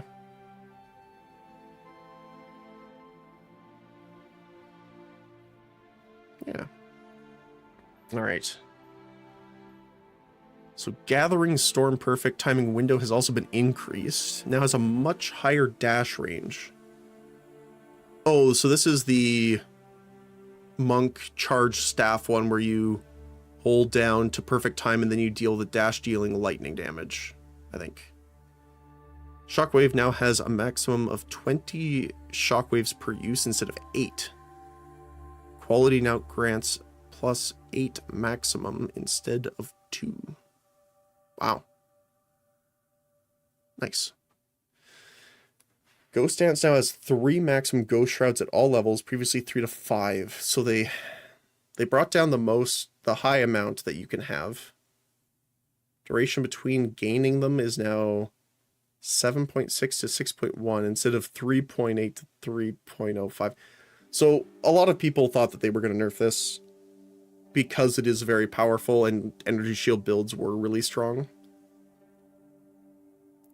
Quality now instead provides up to 20% increased reservation efficiency though, which is nice. I like that. So they lowered the amount and the cooldown between gaining more of them, which honestly is fine. You still get a decent amount from it, so still a decent defense option if you're using energy shield. It's just pretty much a double duration. Glacial Cascade. Wave now converts 80% of physical damage to cold instead of 60. So they're buffing a lot of the conversion things too, which is nice because that increases your chill and freeze. The final burst now converts 100% of physical to cold instead of 60. Yeah, that's nice. Glacial Lance Frenzy Charge and Powered Explosion now deals 213 to 670. So an extra 72% at the high end. Attack speed is now 60% of base instead of 50, so it attacks faster as well. Now has up to 157% more freeze build up instead of 107. Oh, wow. So an extra 50% freeze buildup. Explosion now has up to 364% instead of 214. That's a decent amount too. It's a 140 something. Also now has equal magnitude of chill inflicted as freeze buildup, which again is better because you're inflicting both status effects at the same time essentially, but also converts 80% of physical to cold instead of 60. So yeah, they're pretty much doing that for all of them, it looks like. Not quite all of them, but a lot of them. Now stores 40 to 50 instead of 20 to 25 bolts. Wow. Now has an attack damage of up to 228 instead of 284. So it has more damage. Bandit Queen, thanks again for the follow. I very much appreciate that. Welcome on in, and thank you, thank you. Got sidetracked now. Oh my goodness. Sorry, 228 up from 254. Wow. So you get a little extra damage per hit, but you store double the amount of bolts. Also has 150% more reload speed instead of 100. Now has equal magnitude of chill inflicted as freeze buildup. Wow. Hailstorm rounds became more attractive. Oh, I just realized if you also use the, so it's got more reload speed, but you can also force reload it with the new lineage support that when you kill an enemy, it reloads a bolt into your crossbow. So you might not have to wait to charge all 50 just by the base amount of time. You could actually force load a bunch of them in too with that. Not that it would be as effective, but you could definitely get it up there. Herald of Thunder now has an attack damage of 40 to 122% instead of 47 to 143, which makes sense. So Herald of Thunder was when you kill an enemy that was shocked, they explode with a lightning explosion, which was pretty strong. So they did decrease it, which is fair enough. Hex Blast now has a maximum of 10 explosions per cast instead of 3. Which explodes more times based on the number of curses on them, I believe. I never really used Hex Blast. I think that's what it was. Ice Nova. Cold infused Ice Nova explosion and chilled ground radius are 4.8 instead of 3.2, so decent increase. Cold infused Ice Nova now deals 15 to 22. Okay, so higher damage at level 1 and a decent chunk higher at level 20 as well. From 591 up to 672. But it also has a plus 0.5 seconds to cast time. Okay. Which I guess this is more coming into play if you're auto casting it, like through a meta skill gem. Because cast time affects how much energy is needed to actually use it, so. Yeah. Ice Shard's skill description now correctly states it cannot chain, and projectiles target the ground, which it didn't before. Shards now have a 400% more damage 2 seconds after arming, instead of 300 for 3 seconds. Shard explosion radius is 2.5 meters instead of 1.4. Okay. So, wow, okay. So it's much better at chilling, because it's an extra 100% base damage that they're adding on it. And the arm time is lower by a third, but also increases the damage by a significant chunk too. That's nice. Yeah. A lot of people didn't use ice shards because it was a little clunky-ish to play. But I think adding the damage, lowering the arming time, and increasing the explosion radius might see more of it for sure. Ice shot now converts 80% of physical instead of 70. Cone angle increased by approximately 50%. Wow. That's nice, actually. So you're hitting more enemies, dealing more cold damage. I'm not going to complain. Ice-tipped arrows now has a duration of 20 seconds instead of 8, which is amazing. So it lasts longer before running out, but I'm pretty sure it doesn't say that it has more uses. So you just have more time to use all the charges you get, which is fair. Ice fragment explosion radius is now 1.8 meters instead of 1.3. And empowered attacks also gain 100% of physical converted to cold. Okay. So they're making it all cold damage now, which is nice. Up to the explosion radius, which, again, I don't know why they made it so that the ice explosions don't overlap if they're increasing all the radius. I guess it's just to spread the damage out to more enemies. Incendiary shot now consumes 15 heat to gain 100% more ignite magnitude instead of 30 for 50. Wow. So you're using half the heat to get double the ignite. Yeah, sure. That works. Incinerate now deals 11.1 fire damage per second at gem level 1, scaling to 57.5 damage per second at level 20. Ignited ground duration is 8 seconds instead of 4. Okay, so most of the ground effects, they're upping the duration by double, which is nice. So that's cool. Killing Palm now grants power charges if a cullable enemy dies while you are dashing to them. Oh my goodness, that's amazing.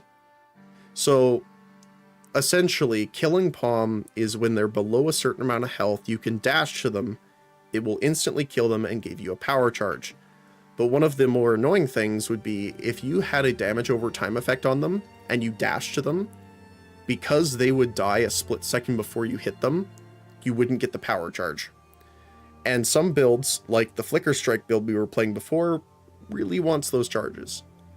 So I'm glad that they've done this. So you still get the power charge if they die while you're dashing. Now also quickly dashes and strikes additional valid targets. Well, that's nice too. So you don't have to spam your button over and over again to call a bunch of enemies. It'll hit the enemies around it. That's nice. Lightning Arrow no longer bypasses the charge up time on Lightning Rod's burst. Instead, the burst caused by Lightning Arrow can occur once every 0.1 seconds. Okay, so they lowered that, I think. Projectile now converts 80% of physical to lightning instead of 40%. And the beam is 100% of physical to lightning instead of 80%. Huh. So they're really focusing on the more conversion for elemental abilities, which is nice. Like if I'm building for cold damage, I want to deal more cold damage rather than physical damage, so. Again, it's a little weird because then you have the... Okay, so one of the things where I could see that this is bad is if you convert... Okay, let's say you have 100 damage. Let's convert 80% of it, so 80 of it, to ice damage, and you're left with 20% of it as physical. Your 20% of your physical damage is going to do a lot less damage now because you're contending with enemy armor. Because remember, armor is a flat amount. So if you have I don't know.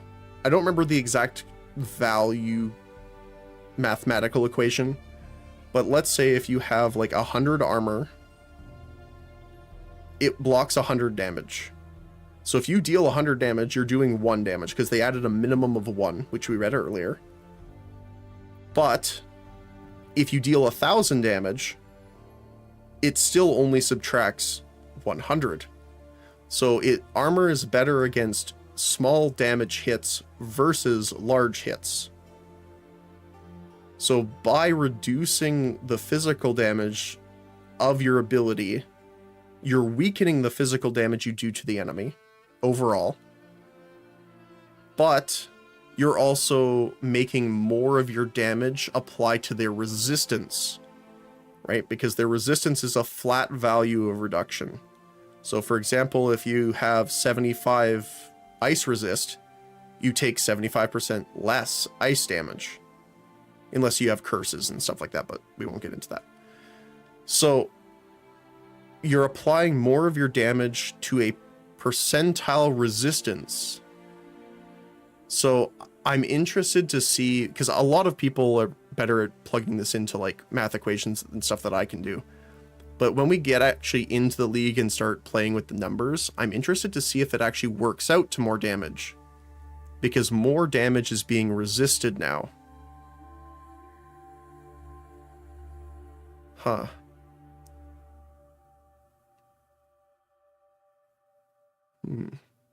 That's gonna be interesting.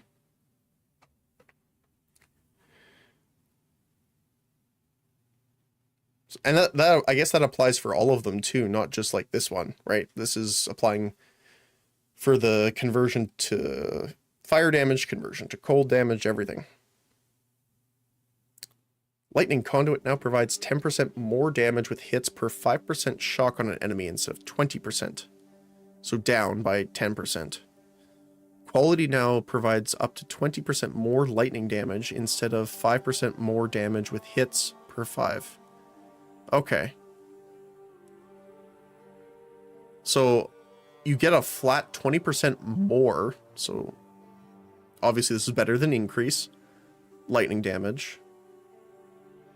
Which I guess is better because there's a lot more stuff that increases the high end of lightning damage now. Oh, sorry, I'm just looking at my window. It started snowing again.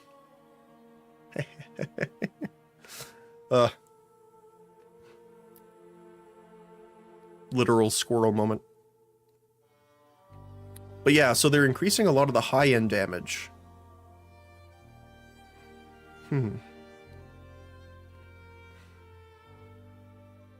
Sorry, one second.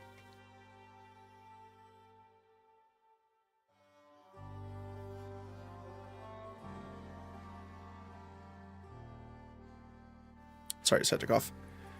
So yeah, so that's gonna be interesting. Especially, I need to check because I think they moved the Lucky Lightning notable. Because it used to be at the bottom by Mercenary, I think. Don't remember. Lightning Rod. The limit of lightning rods allowed is 10 instead of 20. Oh, they severely reduced that. Although again, the lightning bow skills in particular were really strong. I mean, lightning element in general was strong, but that especially. So that's going to be...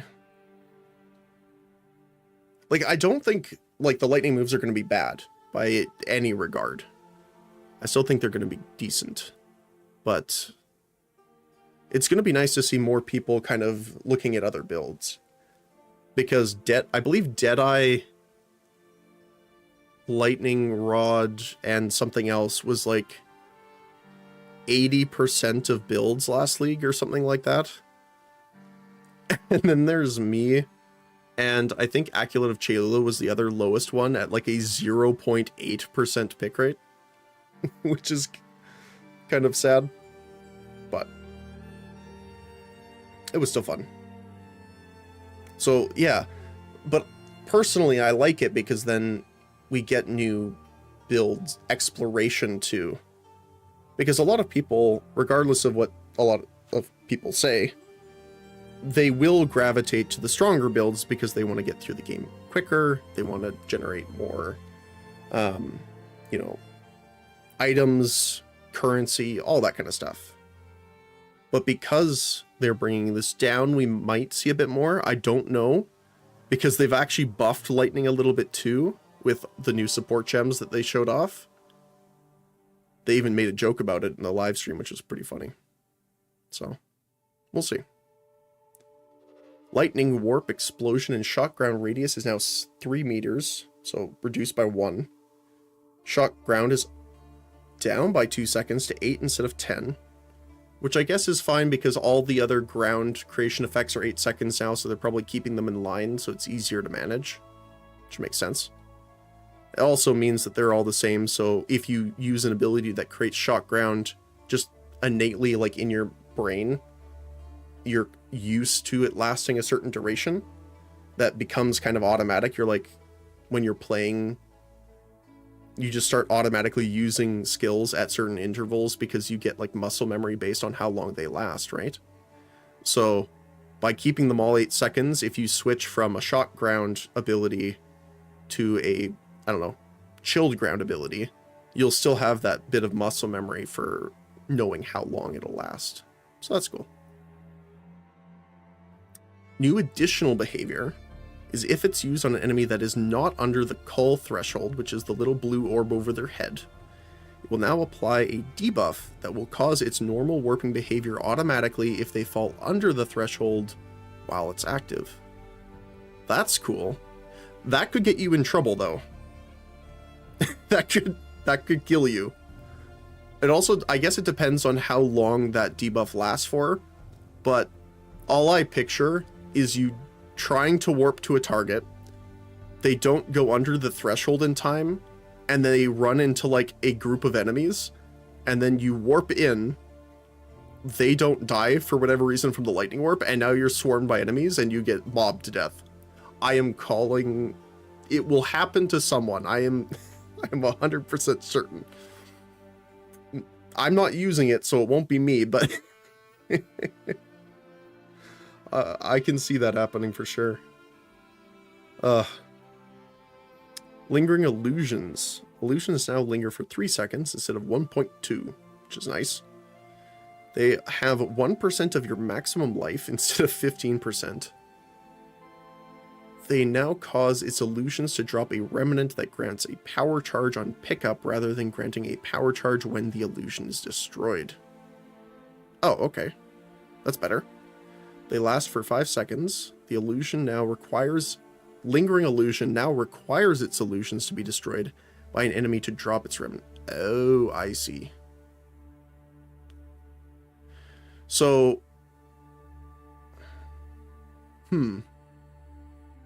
So instead of automatically granting the power charge, it creates a remnant that you get a power charge on pickup. But that actually might be better, because if you're going for remnants, you're going to have a lot of increased remnant effects.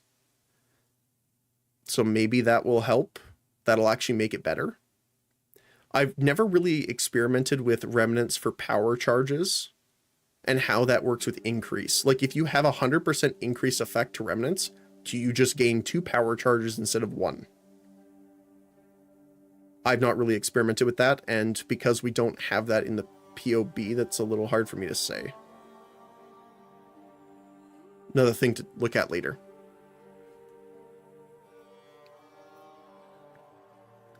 Living Bomb now deals 21 to 31 damage at level 3 instead of 18 to 21, so higher damage at low level and higher damage at high level, from 510 to 721. 211 damage more. Baseline is nice. Magnetic Salvo Explosion now converts 100% of physical to lightning, previously 40%, like we were talking about before. They seem to be doing that with a lot of skills. Mana Tempest now has effects of Mana Tempest linger for 2 seconds after leaving it, which is nice, because then you don't have to worry about weaving in and out of it, losing it right away. One of the biggest benefits for that is, like, for example, if you throw down or have a Mana Tempest there, and there's a giant AoE enemy ability, you lost Tempest immediately after leaving the area, but now because it lingers, you'll be able to dodge it and re-enter it before it expires, which is good. Oil Grenade cooldown is 4 seconds instead of 5. Oil and oil ground duration is 6 instead of 5. Why not bump that to 8 like everything else? I guess technically it has a more effect, so maybe that's why. Because I believe oil slows them slightly, but also makes them ignite easier. So maybe that's why. I mean, it's up from 5 to 6, so I'm not going to complain about that. Perfect Strike now deals 157 to 343% of attack damage instead of 142 to 312. So up on both ends. Permafrost Bolts now has projectiles pierce 2 targets at level 1, scaling to 5 at 24. Base projectile speed has increased by 50%, now has magnitude of chill inflicted as freeze buildup. So it's similar to what they did with the fragmentation bolt as well. So that's actually really good. And I'll tell you why. So when I use permafrost bolts, which I do like using, I normally use chain. So you'll fire the shotgun blast of ice projectiles and it'll bounce between them, right? But if you have pierce, it will pierce into a density of enemies first, because I believe pierce happens before chain. So it'll enter a crowd of enemies, then start ricocheting around. So that's cool. Also, even if you don't have chain, just piercing more targets means you're hitting 5%, like 5 times the targets if there's a group of them per projectile. So better. Plasma Blast now has a 50% increased magnitude of shock afflicted instead of 50% more. Oh, that got reduced significantly. So it got changed to increase from more. Okay. Primal Strike. Final Strike now has a plus 20 to melee strike range instead of plus 5. It also inflicts elemental exposure on hit, lowering total elemental resistances by 50% instead of 20. Wow. 50% lower elemental resistance is lovely. Pretty good. Rain of Arrows now only consumes 1 frenzy charge. Now deals 93 to 181 instead of 88 to 132. So up a decent amount, 50% at the high end. Now fires 150% more arrows if a frenzy charge was consumed. Previously 100. So an extra 50% arrows, which is nice. Also removed, fires 50% more arrows per frenzy charge. Okay, I see what they did. So it only consumes 1 frenzy charge, but does 150% more arrows. But they've removed the ability to consume a ton of extra frenzy charges for a lot more arrows. So essentially they made baseline consuming, what, 2 frenzy charges, I think, right? Or no. It was baseline 100 and you got 50 more per frenzy. So it would be a 1 consumption automatically, but now you can't stack extra frenzy charges for extra arrows. I see. So, I mean,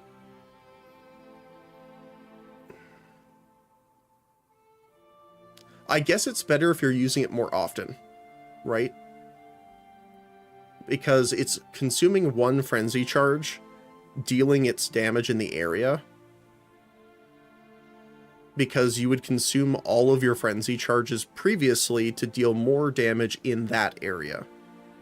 So now it's consuming less and you can use it more frequently in more areas. So technically I think it's like a single target damage down if you're using it like on a boss or something. But overall, as you're playing, you'll probably get more out of it. So that's good.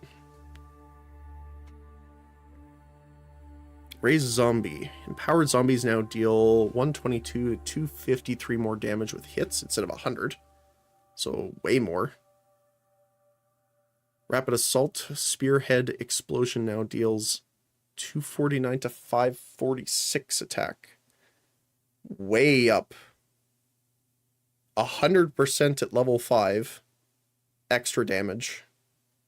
And 220 something up at level 20. Holy. I mean, I liked Rapid Assault. It was a fun ability to use, so.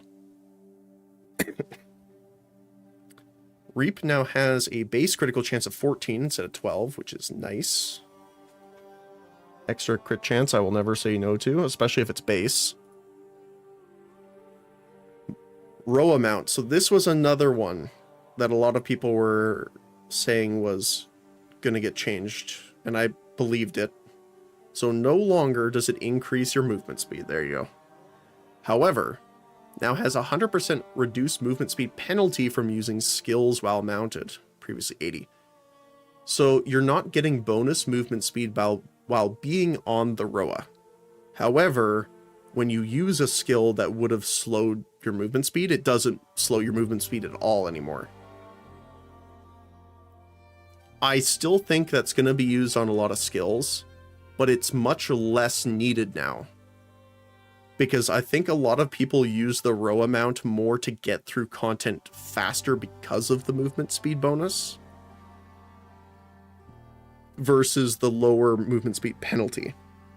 Because there's also nodes on the passive tree as well as the support gems that reduce the movement speed penalty from skills already. So it's less needed now to get things done quicker. So yeah, I still think plenty of people will use it, especially if they're using a lot of skills that would slow them. But I definitely don't think it's like going to be seen as much as it was previously. Still really good though. Especially if you don't want to have to spend... Essentially you're trading spirit, like the spirit cost for having the Roa mount, for passive nodes. So you get extra passive... Think of it this way. You get the passive tree nodes that you would have spent on reducing movement speed penalty instead of the extra spirit cost for using the Roa mount. Now, the other thing, they don't say this has changed here, but you can also get stunned off the mount. So that is something also to be aware of, because it doesn't seem like they got rid of that. So, Sacrifice now grants minions revive 46 to 40% more slower instead of 66 to 60%. Well, that's fine. That's great, actually. So instead of 40% or 60% slower revive, it's only 40%, so you get them back 20% faster. Fair enough. Skeletal Reaver now grants 6% increased attack speed per 2 rage. Previously, this was described on the gem, but not functional for some reason. Okay. I also saw some interesting Skeletal Reaver builds that were done to make them like live forever. I think they got rid of that kind of ability now, but it was still really funny because they could sack their rage pretty much forever. Shard Scavenger. Buff duration is now 3 seconds instead of 2. Minimum duration between consumption is now 6.65 to 6.05 instead of 7.65 to 7.05. So down by a second. Huh. So it happens more frequently as well. And Shard Scavenger, I believe, is the one where when you break an enemy's armor, you gain thorns. Or is that the other one? Hold on. Let's pull it up here really quick. Shard Oh, here we go. Not Die Hard. Shard Scavenger. While active, oh, this is the other one. Okay. While active, consuming freeze, shock, and ignite or fully broken armor on an enemy reloads your crossbow, restores 1 cooldown use of your grenades, and grants a buff causing crossbow attacks to not consume bolts for a duration. This can only happen every 7.05 seconds at max level. So this can happen more often. Where is it here? It can happen more often and it lasts for longer. Okay. So, all good. Shattering Palm now causes an explosion if the target dies while you're dashing to them, which is nice. I really like that they're doing this. If the target dies while you're dashing to them. Because that was one of the just bad feelings. Like, it wasn't terrible, but it just felt bad when you're dashing to them, they die, and then your stuff doesn't go off. Just, eh. So, I'm glad they're changing those. That's nice. So, Shock Chain Arrow. Projectile now converts 80% of physical damage to lightning, up from 20. So again, they're really pushing that 80 and 100% conversion now. Shock Chain Arrow no longer releases secondary beams that continue to split. Instead, the initial projectile now consumes shock to create a chaining secondary projectile, which creates a lightning rod in the ground near the last target after the chain. This secondary projectile does not consume shock on targets hit. It now deals 293 to 507 attack damage on gem levels 11 to 20, down from 572. Okay. So this is interesting because it says it creates a lightning rod in the ground. I wonder if that counts towards your maximum lightning rods from your actual lightning rod skill. It's classified as a lightning rod, so I assume yes. So you get less out of this if you're using them in tandem, which is interesting.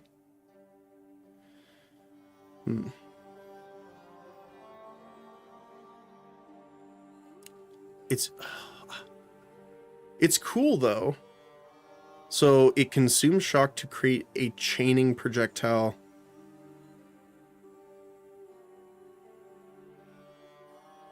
But it's less hits now, right? Because it's not creating secondary beams, plural. It's now it's consuming the shock on the enemy you hit to create a single chaining secondary projectile, which creates a lightning rod in the ground at the last enemy hit. So say if it bounces, I don't know, 4 times, it'll hit 4 enemies, then make a lightning rod at the ground near that 4th enemy. The secondary projectile does not consume shock. So it could also apply shock. And then you have the lightning rod dealing damage as well. Huh. That's cool. I kind of want to see how it feels before I say much on that, but obviously the conversion to higher lightning damage is nice too. But again, you're hitting way less targets with the beams, so to be tested.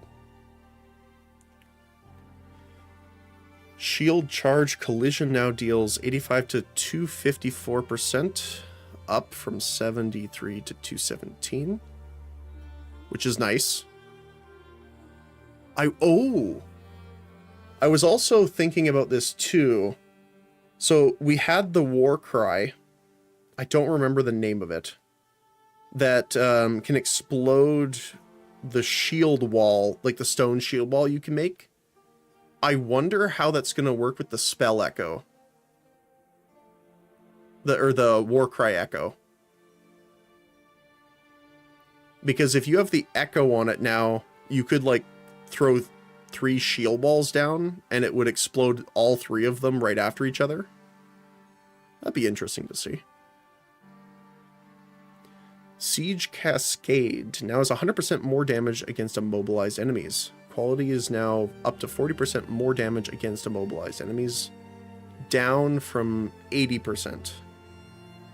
So it's got 100% more built into its baseline and then an extra 140 from quality.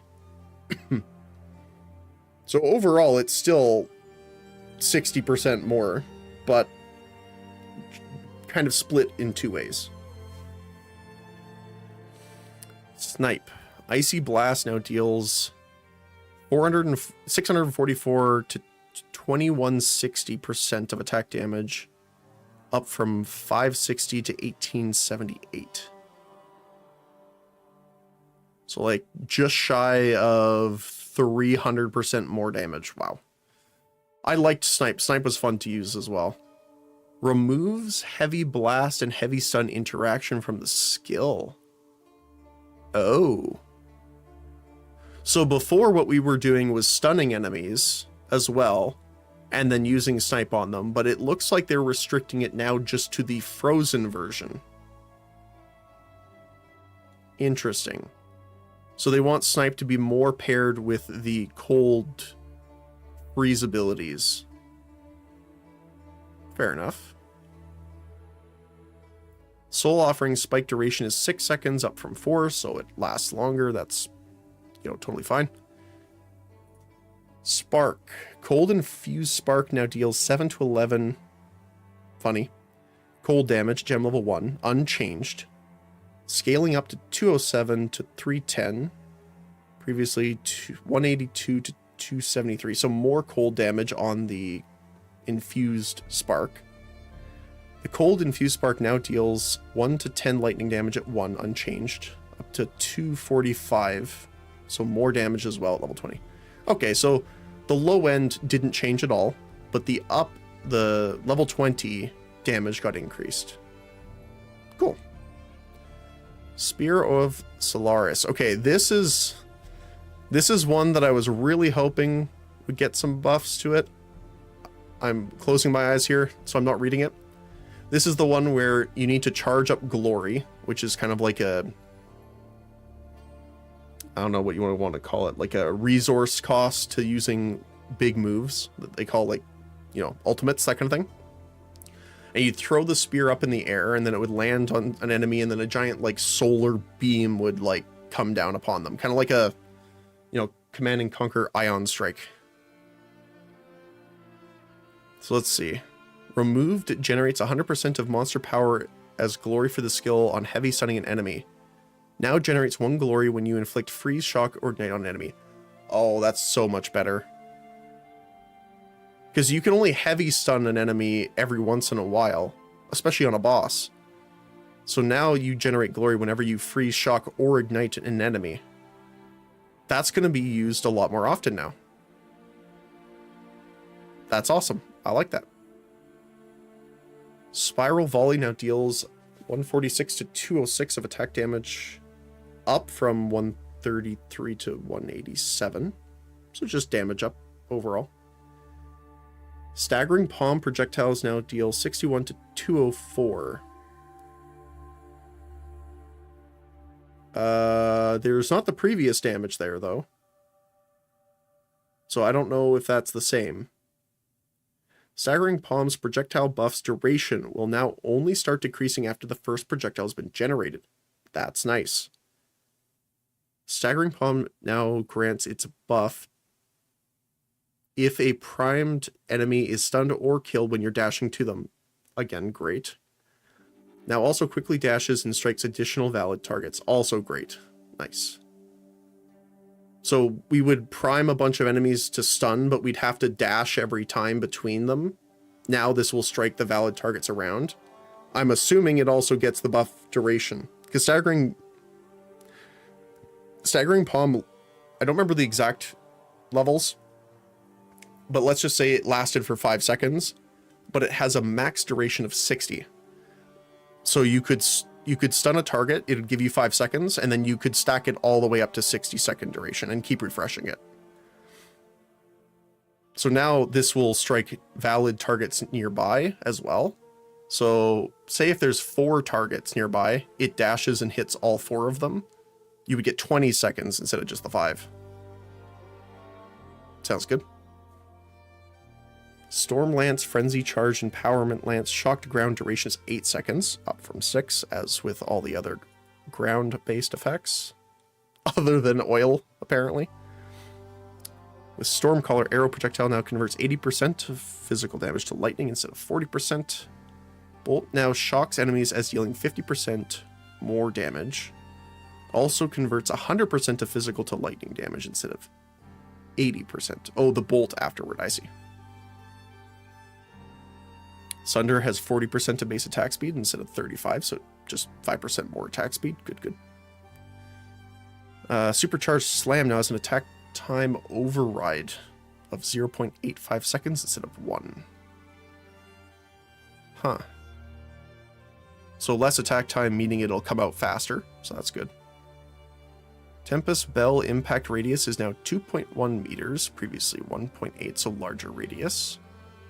The shockwave radius is 2.6, up from 2.4, so better overall. And the hitbox has been increased. Nice. So it's easy, so it larger AoE when it's summoned, larger AoE when the shockwaves go out, and it's easier to hit its hitbox in order to trigger it. So that's nice. Thunderous Leap now has 100% more chance to shock at all levels. Sounds good. Toxic Domain now grants regenerate life per second, up from 41 to 82. Pustule Explosion mechanic are now consistent across skills. Pustules now have a base detonation duration of 15 seconds, which can be caused to detonate faster by poisoning the pustule, also resulting in a more violent explosion. Fair enough. Toxic Growth has a limit of 12 pustules now, up from 8. Now fires 4, down from 8. So you want to fire it more times to get more out of it still.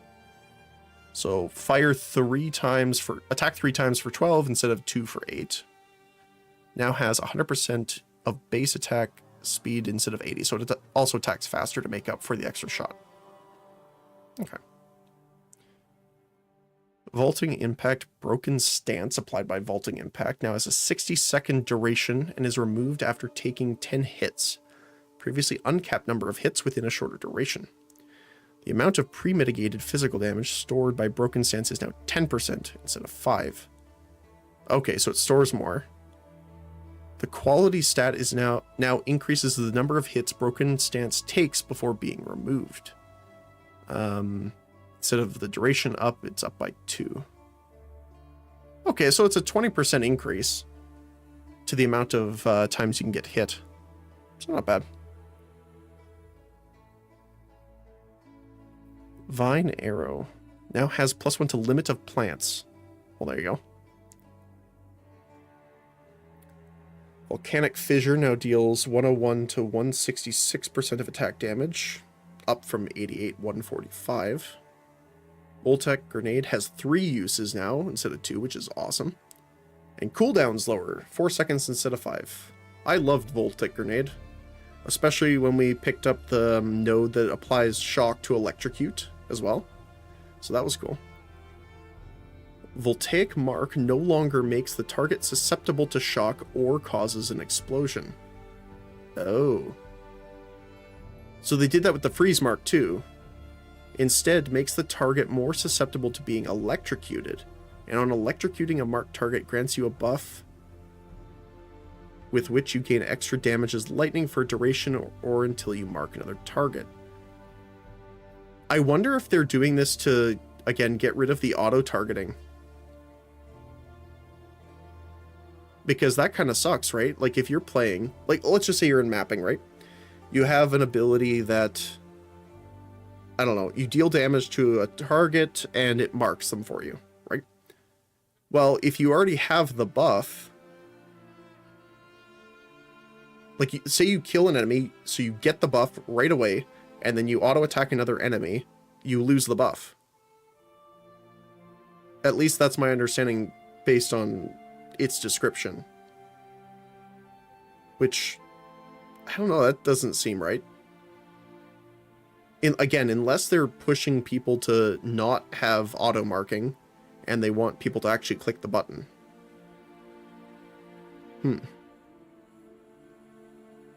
Like, I like I like everything except for this. That part there.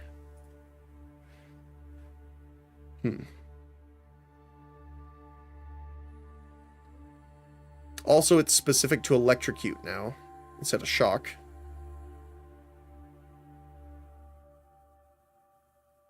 I wonder if you still need electrocution chance, though. Like, for example, it's lightning... Hold on, let me get it really quick here so I can see what the current one is. I believe it's down here somewhere. Near... Is it this one?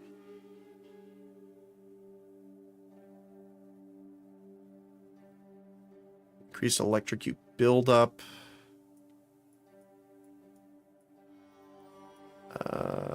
I can't remember where it was here. Is it this one? Increased electrocute buildup against shocked enemies. Increased shock chance against electrocuted. No.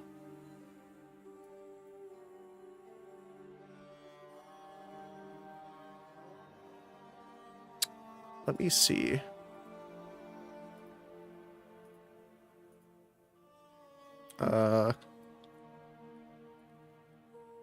Electrocute.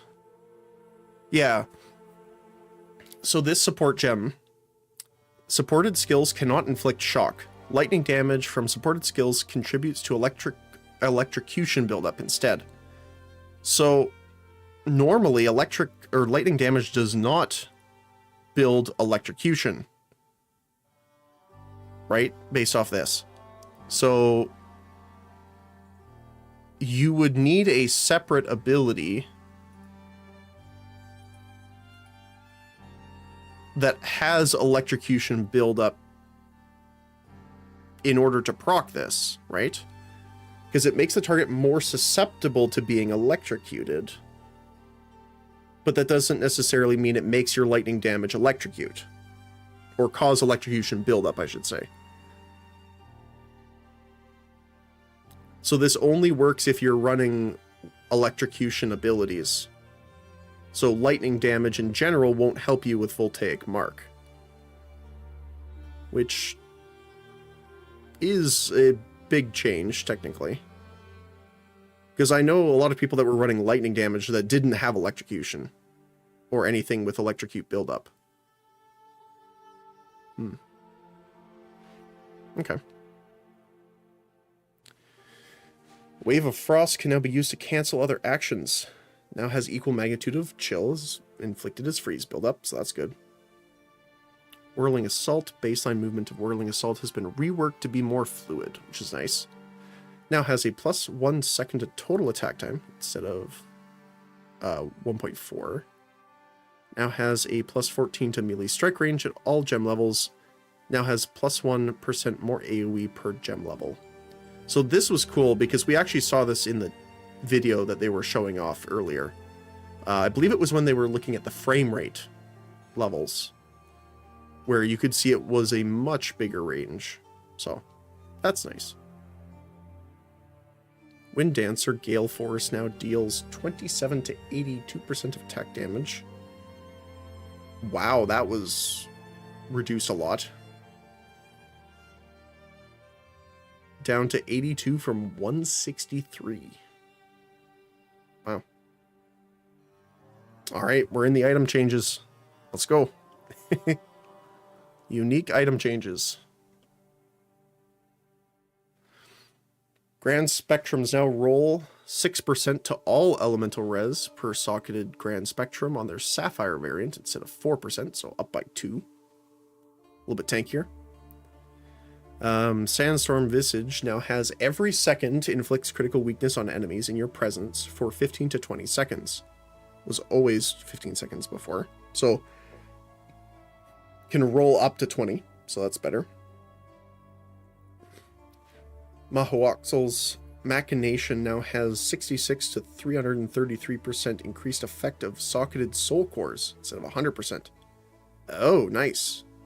Existing versions of this item can be made better or worse with a Divine Orb. That's cool. Which makes sense for a lot of the Val stuff, right?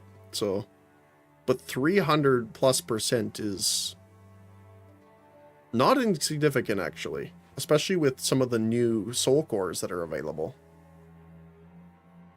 The Adorned now has a 0 to 150% increased effective jewel socket passive skills containing corrupted magic jewels.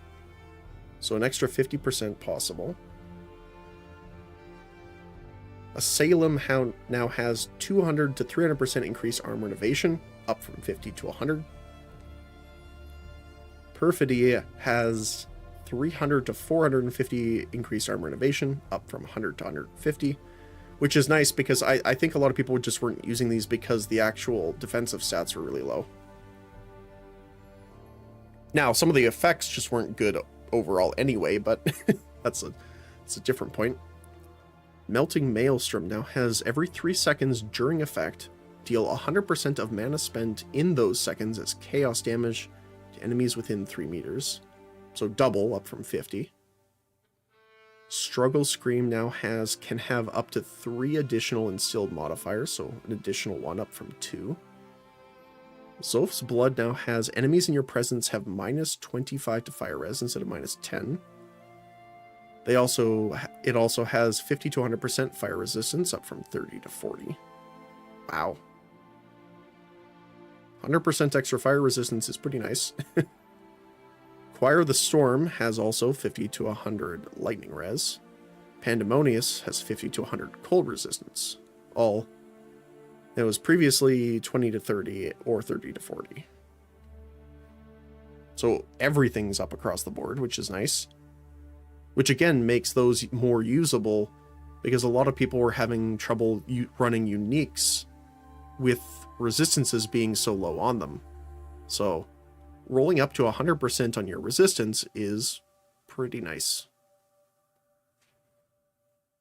Controlled Metamorphosis no longer has a -23 to -3 to chaos resist. This does not affect existing items.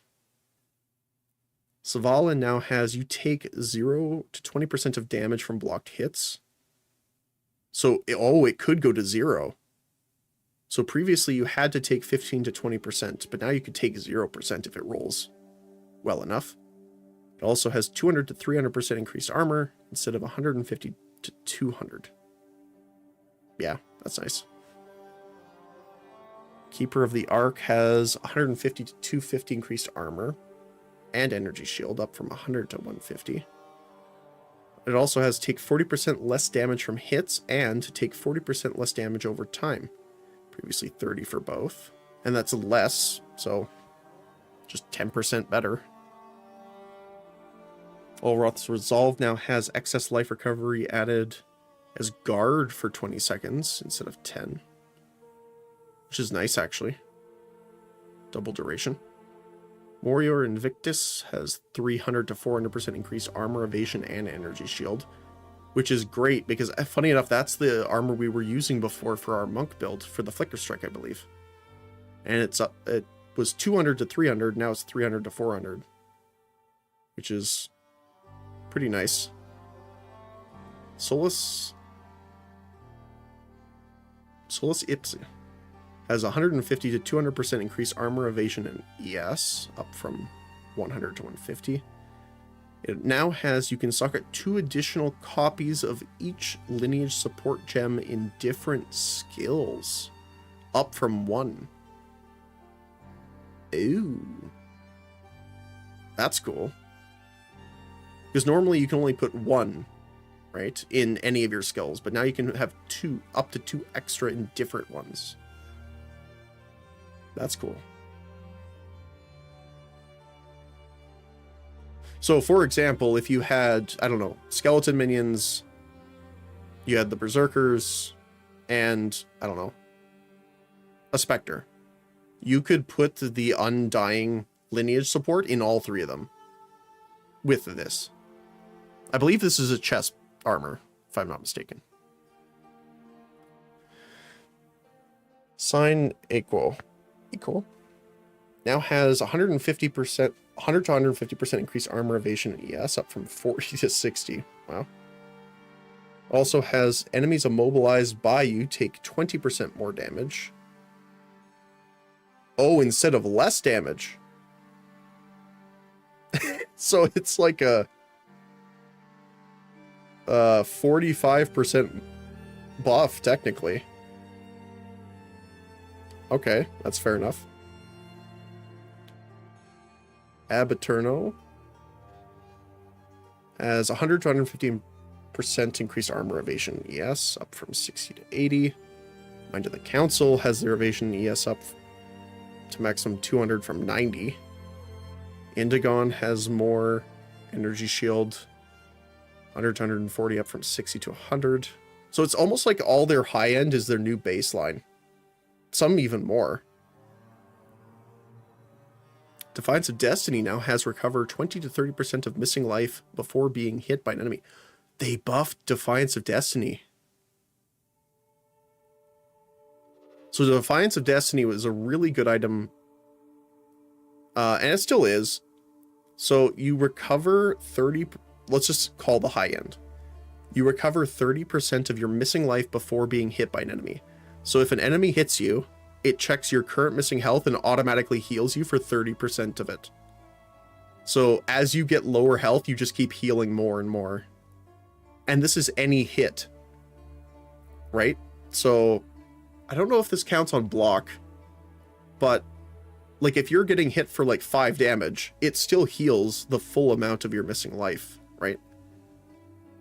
Wow. Extra 10% on the high end is nice. I'm also interested because they've added so many new passive tree nodes. I wonder if they've added life nodes. Because a lot of people were saying that they miss life nodes on the tree, especially because Energy Shield and Evasion has nodes on the tree. Most of it being Energy Shield related, but it's going to be interesting to see. Huh. But yeah, that's cool. Wrathpith Globe now has non-channeling spells have a 3% increased critical hit chance per 100 max life. Oh, down from 5. Okay. Hammer of Faith now has 300 to 350 increased physical damage, up from 250 to 3. Lion's Eye Glare now has barrageable attacks with this bow. Repeat 2 times. If no enemies are within your presence, up from 1. That's really nice. An extra full attack for free. Doom Fletch now has attacks with this weapon gain 100% of physical damage as extra damage of each element instead of 50%. Wow.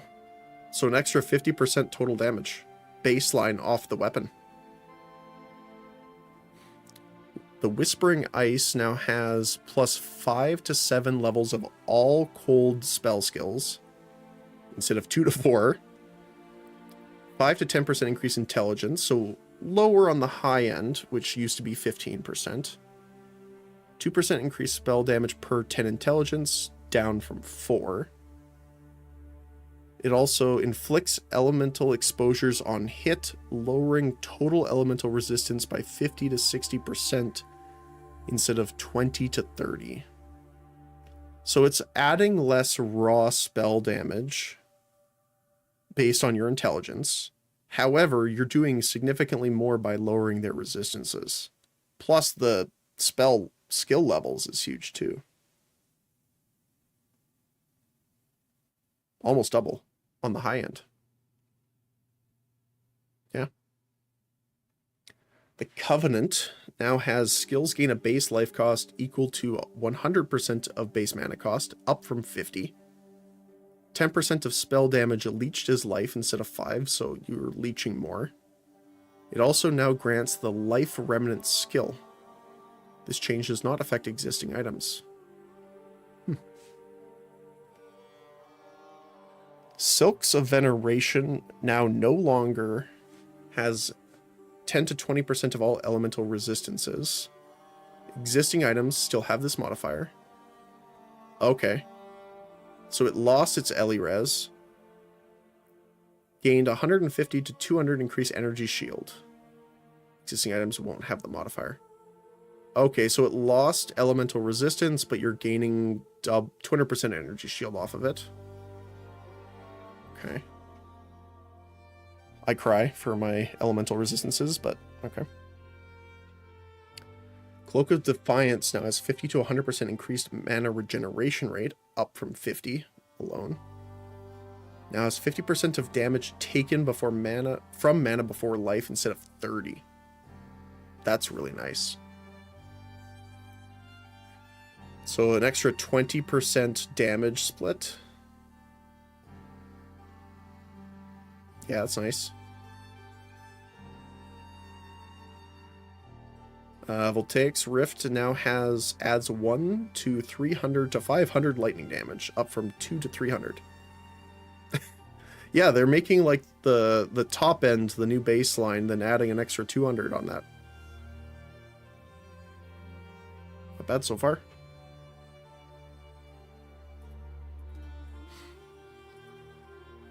Brass Dome now has 7 to 800 increased armor, previously 400 to 500. Maligaro's Virtuosity now has your critical hit chance cannot be re-rolled. Oh. I wonder if that's because people were using it with the shield. I think. Where your re-rolls roll 3 times instead of 2, I think it is. I can't remember.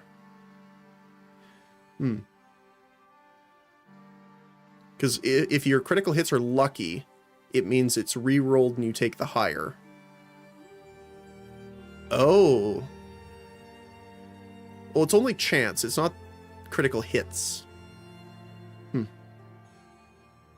Coming Calamity now has Herald's Guilds deal 50 to 100% increased damage. Pretty solid. Ghost Wraith now has 35% of max health converted to energy shield instead of 25. Cloak of Flame now has 30 to 50 flat to max energy shield. Doesn't affect existing. It also has 50% of physical damage taken as fire, up from 40. So again, a higher damage split. Widow's Reign now has life that would be lost by taking damage is instead reserved until you take no damage to life for 3 seconds, previously 5 seconds.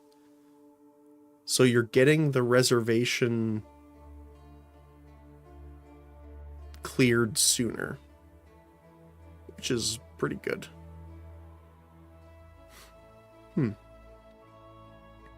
Lightning Coil now has 30 to 50% of physical damage from hits taken as lightning, previously 20 to 40. So again, you can roll up to 50% again. Vol's Protector now has 150 to 200% increased armor and energy shield, previously 100 to 150. Also now drops on the Plated Vestments base type, previously Ironclad Vestments. Existing items do not have this change. The Surrender also drops from the Vol Tower Shield base type from the Stone Tower Shield. I bet they're doing that because it counts as a Vol item then for the new mechanic to do the corruption inside of Etziri's temple. I bet that's why.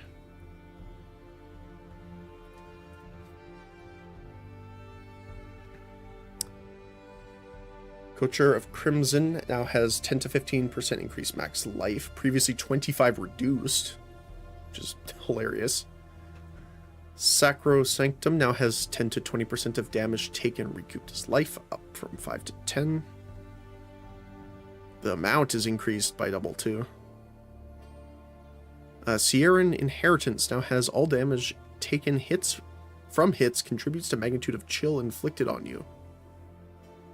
Oh, I think that's because there was also the other item that chill is inverted on you.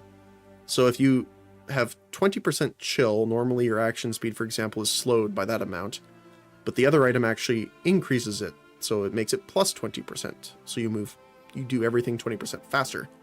So that is a good combination from this. Warrior Invictus now has 10 to 14. Oh my goodness, they changed these. 10 to 14, 2 spirit per socket filled. So all these are per socket filled. So 10 to 14 spirit up from 6 to 10. 8 to 10 Ellie res for everything up from 5 to 7. 5 to 7 attributes up from 4 to 6. 45 to 60 max life up from 25 to 40. 50 to 60 mana up from 20 to 30. Wow, that's doubled. 10 to 13 chaos resist up from 7 to 10. 9 to 12 global defenses, which is your evasion, armor, ES. Up from 6 to 10. 8 to 12 life regeneration, up from 4 to 6. Hits against you have 15 to 20% reduced critical hit damage bonus, up from 10 to 15. Wow. Warrior Invictus definitely got a buff. 70 to 90 to stun threshold, up from 40 to 60. Wow. Just everything's better on Warrior Invictus now.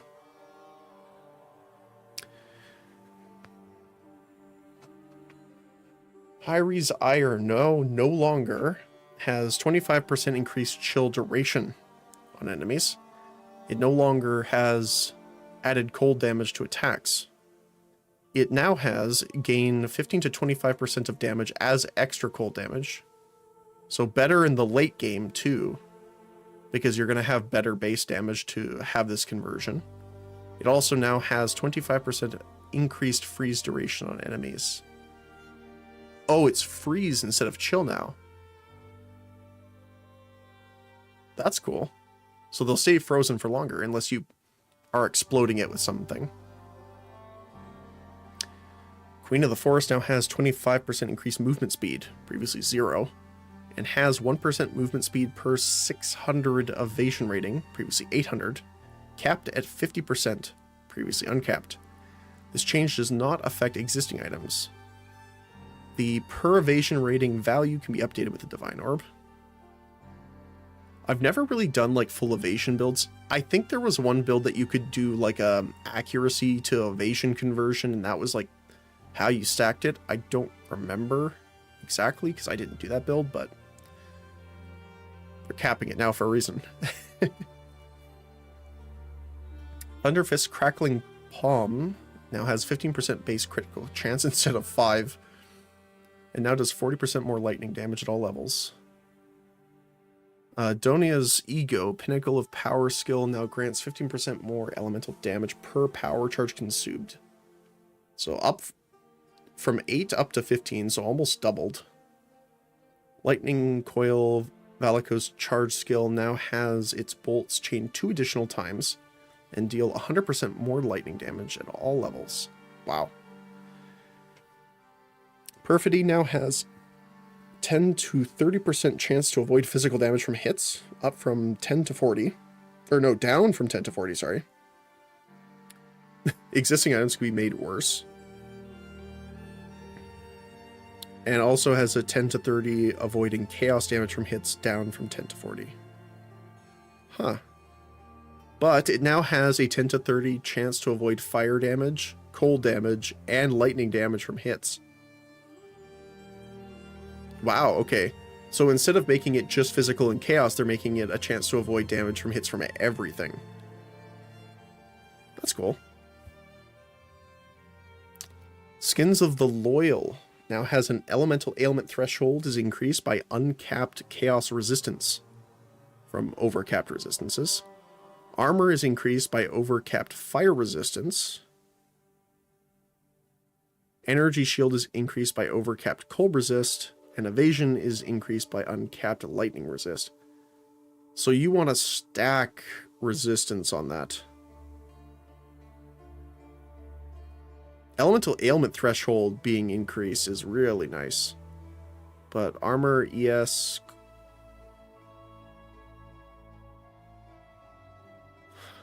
Armor, ES, and evasion rating up. Huh. Yeah, that's pretty nice. Choir of the Storm's Lightning Bolt skill now has five cooldown uses instead of just one. Alrova Sira, hopefully I'm saying that right, now has, on hitting an enemy, gains maximum added lightning damage equal to the enemy's power for 20 seconds up to a total of 500. Previously 6 seconds. Wow. So it lasts for like 4 times as long.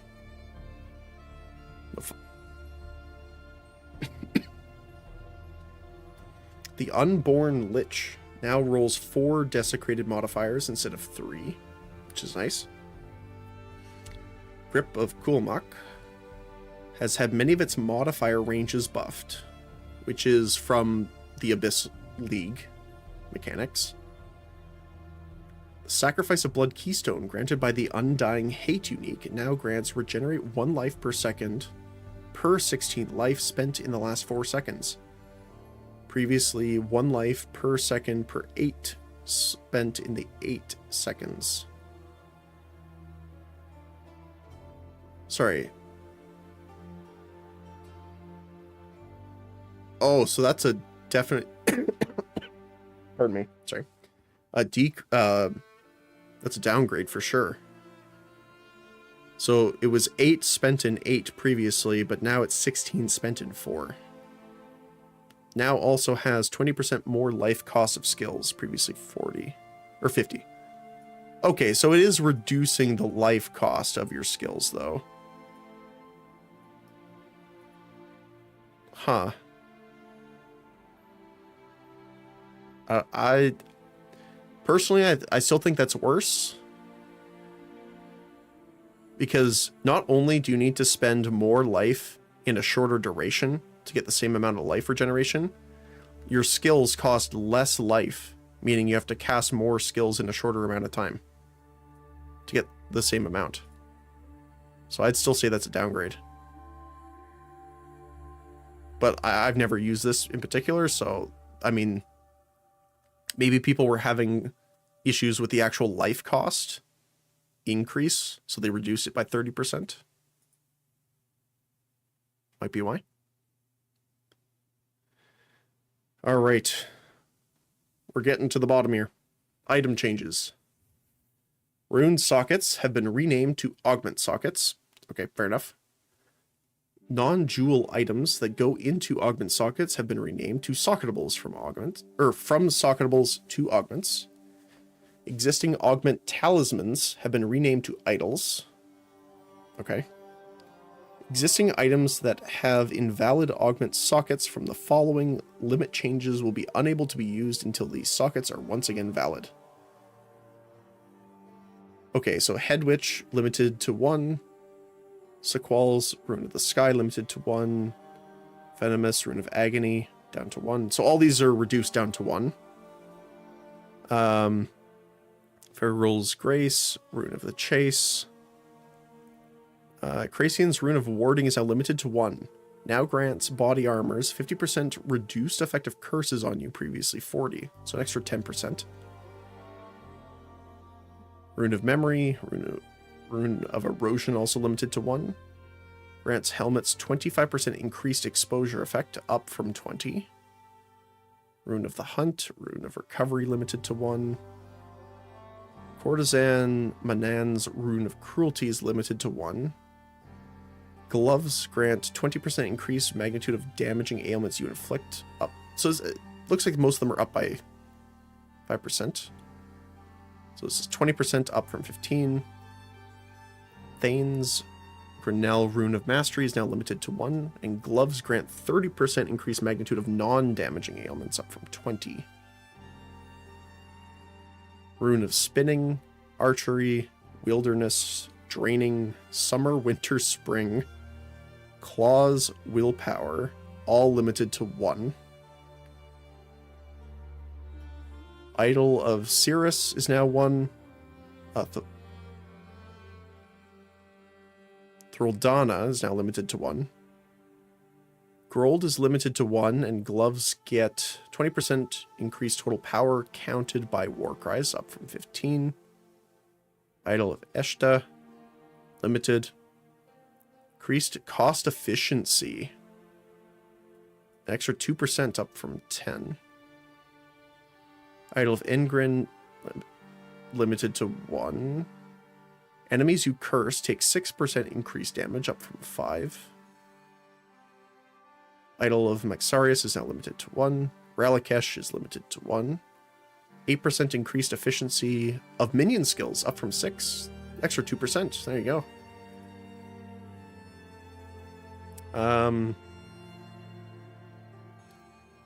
Eoxy's Soul Core of Heat Proofing is limited to 1. Oh, they're limiting all of the Soul Cores too. Oh, that kind of sucks. Well, I guess you're having to use more Soul Cores in your sockets now instead of just putting the same one to stack it. That's unfortunate. Now grants 40% of armor, applies to cold damage, up from 30. And Zelatis is limited, applies to lightning. And Topatantes is up to 40 from 30, also limited. But yeah, it looks like most soul cores here are all limited to 1 now. At Mahua, I'm not gonna say most of these names right, I'm sorry. Cupalatals, Tasmotos, Uromotes, Opalates. Oh my goodness, these are abysmal for me. And Zopex. I'm gonna skip you.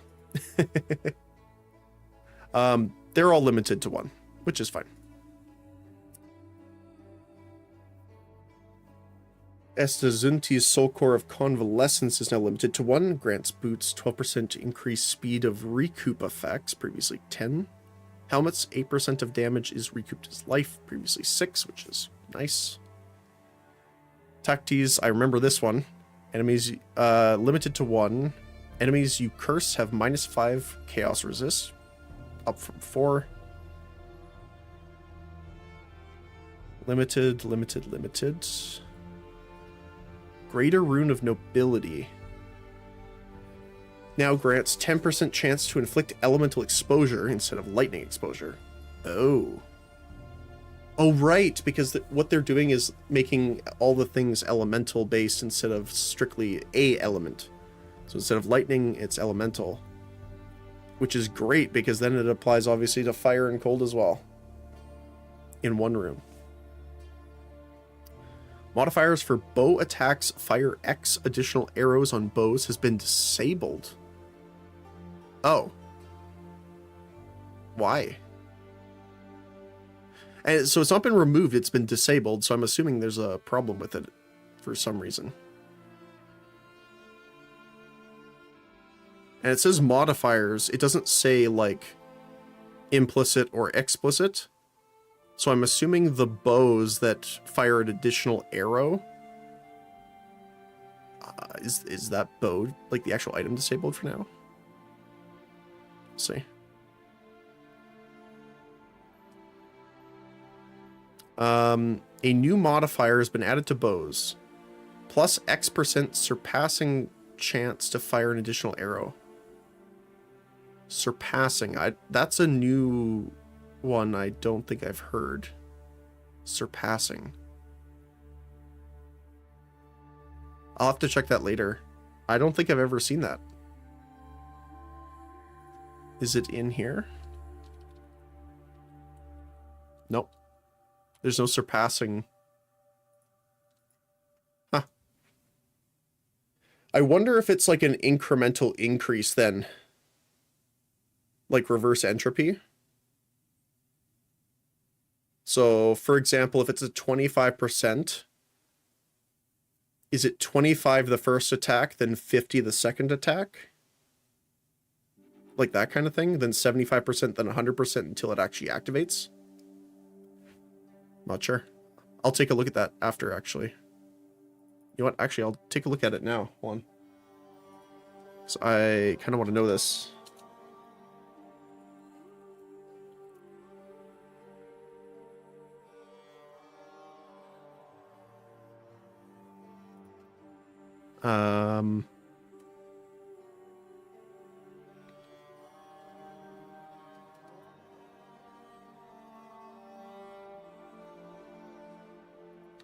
Modifier.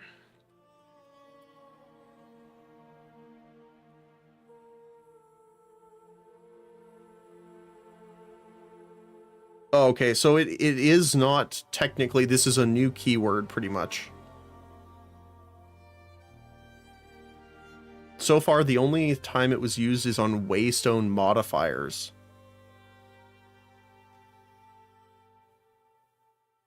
Huh. I don't see...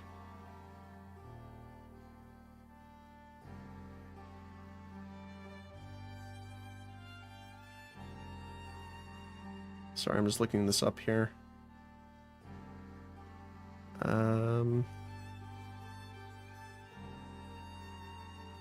Yeah, they don't say. Okay. I'll have to take a look at that later.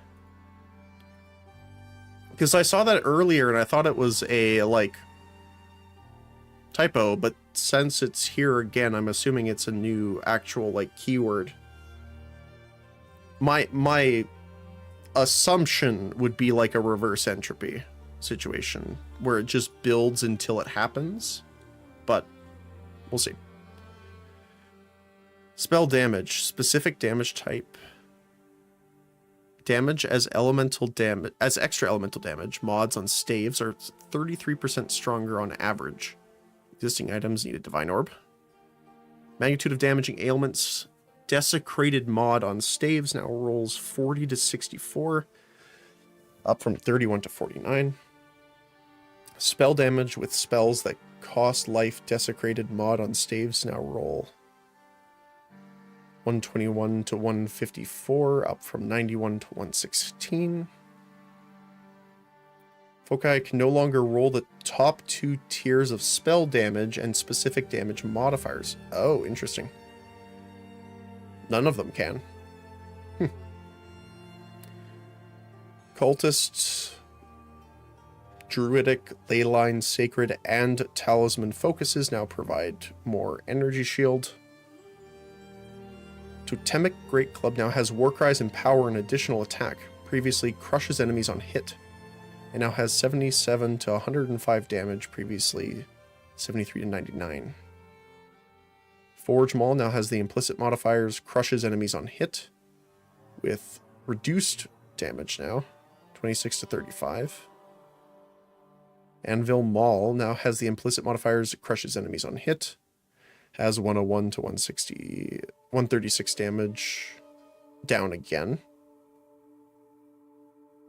Oak Warhammer now has 16 to 30 damage, up. Has 1 attacks per second instead of 1.05, so a little bit slower attack.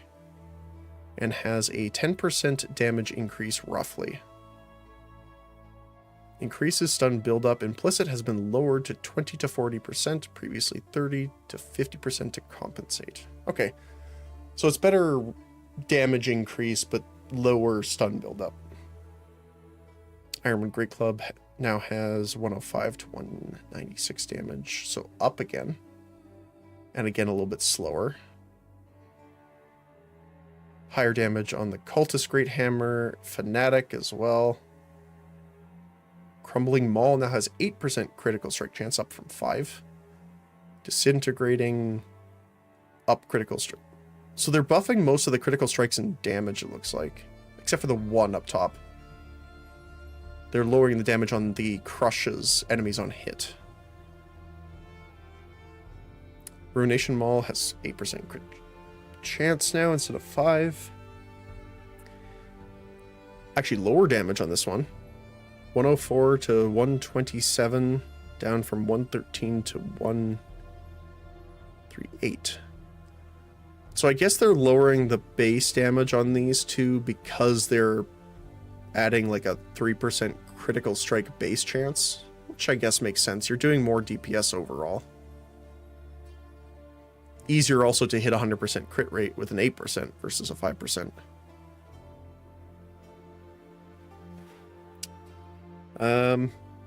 Iron Head Spear and Spearhead. Steel Spearhead. Base damage range has been lowered, but total damage remains the same. Okay. Now has 1.7 attack speed, up from 0.65. War Spear and Flying Spear now have approximately 5% more base damage. Forked, Branched, and Pronged Spear now have 1.55 attacks per second, down from 1.6, and have a much higher base damage range, but the total damage remains the same. So higher base damage, lower attack speed. Barbed, Jagged, and Spiked Spear have 1.5 attacks per second, down again from 1.6. 6% base critical strike chance, down from 6.5. But also gained the explicit bleeding you inflict deals damage up to 20% faster. Okay. Broad Spear and Grand Spear have 1.4 attacks per second, down from 1.5. So they're making all the spears attack a bit slower. Their damage has increased by approximately 10%, and they have gained the implicit 25% increased melee strike range with this weapon. Crossblade has 1.6 attacks per second, up from 1.55, and has the implicit prevent 3 to 7% damage from deflected hits. Sea Glass and Bakoyan Spear now have 1.6 attacks per second, up from 1.5. Base damage has decreased by approximately 6%. Endgame versions of Wing Spear and Crossblade Spear have been added. Great. Of the Mage modifier, +1 to all spell skill levels on Focus and Amulet now have a level requirement of 10, previously 5. Note, this will change the level requirements of existing items. Okay. Of the Coals modifier now is +1 to fire instead of 2. This also applies to equivalent modifiers for Cold, Lightning, Chaos, and Physical on staves. So they're reducing the total levels of spells you can get from certain things, looks like. Have we already gotten through the warrior changes? Yes, we have. The Kitava stuff, right? The Smith of Kitava is the one you're looking for mostly. Yes, they decreased a couple things, like the armor gain amount from what they showed in the live preview yesterday, but it still looks pretty nice. We're almost through. I can go back up once we're done going through the rest of the items and stuff, though. Yeah, for sure.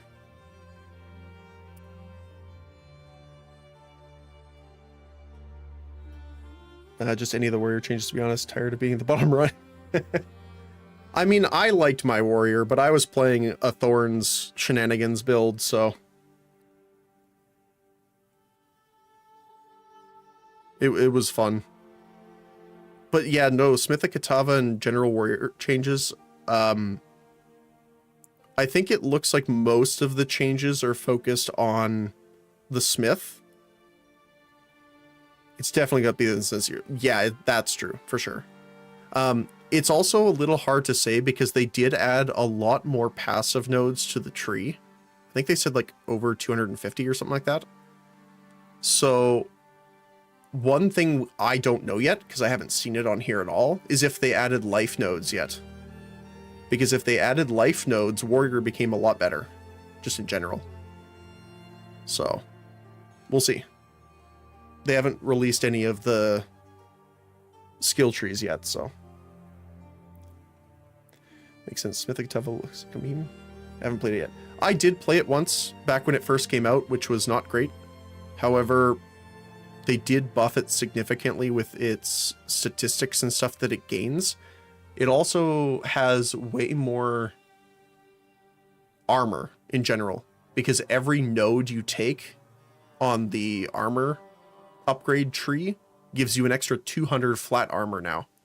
So it makes you significantly tankier from an armor standpoint. And then, what was the other one? Oh, like some of the smith nodes and stuff like that. The buffs, the one where you smith your weapon to add fire damage to it, that lasts longer now. There's also, I think there was efficiency or something similar and attack speed up on the ones that makes copies of your weapon. I don't remember the name of it off the top of my head, but yeah. I'm definitely still playing Druid first, but there is a couple other options I want to try. I want to try Smith of Katava, but I also want to try Mercenary, actually, because they have more buffs now with the spell totems. So, it's going to be interesting. Okay. So, Cinder modifiers on staves grant +2 instead of +3. And +3 to +4 from 4. Okay, so the higher level modifier can still roll up to +4, but it can roll down to +3. Okay. Thanks for the info. Yeah, no worries. No worries. If you want to go and take a look at the actual thread, there's the link. It's actually at, it should be, the warrior changes are actually near the top. They were, I think, like the ascendancies were, I think, the second or third thing we went over, so yeah. If you're looking at like the specific changes you want to see. Let's see, where are we at here? Mage, +1 to all spells, down from 2. Enchanter, 2 down from 3. And then Evoker, 3 to 4 down from guaranteed 4. Wow, so they're reducing a lot of the lower end power by quite a bit. And then you have a chance of a lower end or lower power gain at the upper end as well. Okay. Essences. Essence of Battle is +3 level to attacks with one-handed weapons and bows, down from 4. 200 weapons +5 down from 6. Lesser Essence of Sorcery is 69 to 88 increased spell damage, up from 50 to 64, so that's good. Essence of Sorcery is 109 to 128, up from 80 to 94. Greater Essence of Sorcery, 149 to 188, up from 110 to 129. So at least these ones are better off now. You have higher base or increased spell damage with those.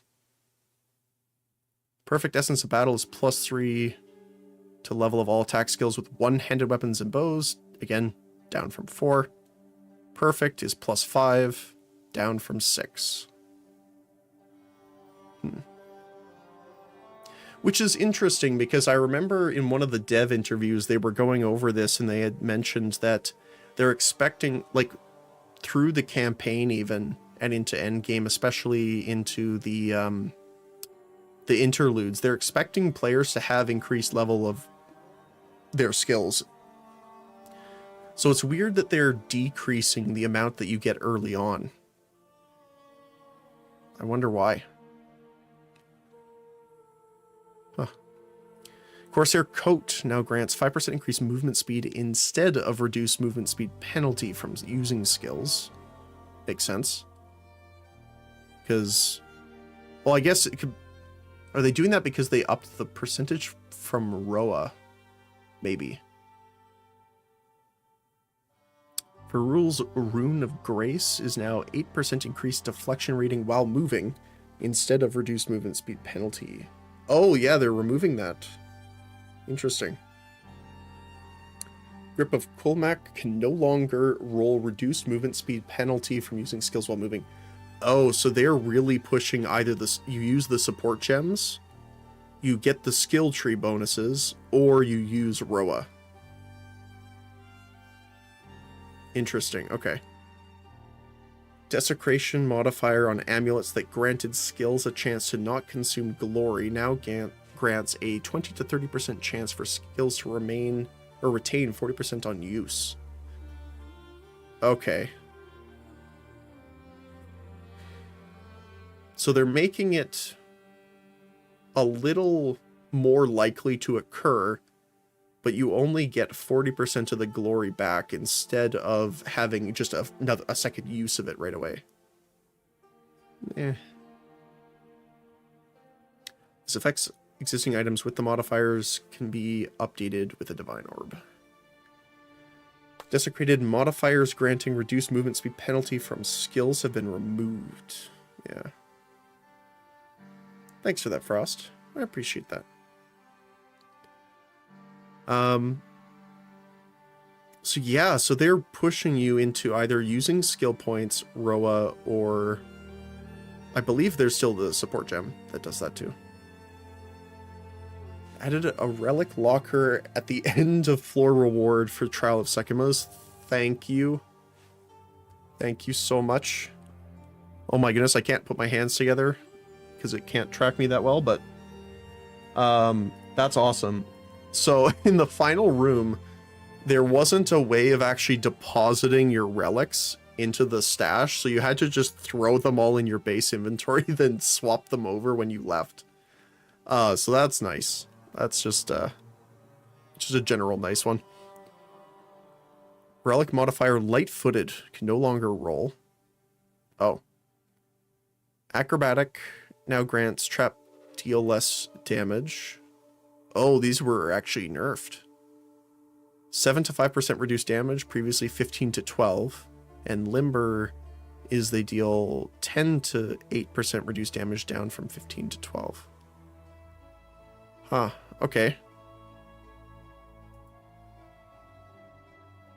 So, Relic's a little nerfed. A little bit. I actually don't prefer Trial of Sekimos as much, so that doesn't affect me as much. But endgame changes. Maps no longer scale pack size as you increase in tier. They instead increase non-unique monster effectiveness. Effectiveness grants monsters extra life, increase experience granted, and increase quantity of items dropped. Notice they didn't say rarity. It's just quantity. Tablets now have a maximum of 4 modifiers because we can bring them up to rare now. To unlock the ability to craft a tablet beyond 2 modifiers, you have to have defeated the Arbiter of Ash. Okay. Arbiter of Ash no longer drops a rare corrupted tablet. All tablet modifiers that would roll on the generic precursor tablet can now roll on all tablet base types. The following tablet modifiers have been disabled. Plundering, which grants increased quantity. Pursuit, which grants delirious monsters killed in the map provide more reward progress. And Envy. Delirium encounters in affected maps have a chance to generate additional rewards. Those are all disabled. New tablet modifiers. Challengers, which grants 7 to 11% increased effectiveness of monsters in your maps. Okay, so they're kind of combining it. So it gives you more difficulty in the sense of they have more life, but you get enhanced experience and quantity out of it. So that's all in the effectiveness tagline now. Contest, which grants unique monsters in your map, have 1 additional rare modifier. They are re-enabling Undertaking, which is map has 1 to 2 additional random modifiers, which could be a little spicy depending on your builds. You know, it's a random modifier, you're playing Righteous Fire, and then you enter the map, and suddenly it's like minus 50%, you know, fire resist, and you just die. It is time to leave. The following tablet modifiers have been buffed. Collectors, which is 18 to 30% rarity, which was 10 to 30 before, so upgraded lower end. Breeding, which increases map size, or pack size in the map. It looks like they've lowered just the low end for these. 6 to 10, up from 4 to 10. Teaming, 50 to 70% increased magic, up from 25 to 70. Brimming, 25 to 40, up from 15 to 40. Yeah. Bountiful, 25 to 40. Increased gold, 15 to 40. Elevated from 10 to 20. Up to 10 to 20 from 5 to 20. Treasures, extra rare chests, 2 to 3 up from 1 to 3. So they're kind of narrowing the low end up to the high end, which is nice. So you don't have to roll them more. Of the Cartographer now grants 30 to 50 increased quantity of waystones in your map. Previously 20 to 50. Nemesis, 50 to 80. Up from 30 to 80. Wow. So yeah, they've just increased it across the board. Shrines, strongboxes, essences, spirits, rogue exiles. So yeah, all of the different like league mechanics and stuff, all of these are buffed. 70 to 100%, up from 50 to 100 for all of these. 25 to 50, 35 to 50.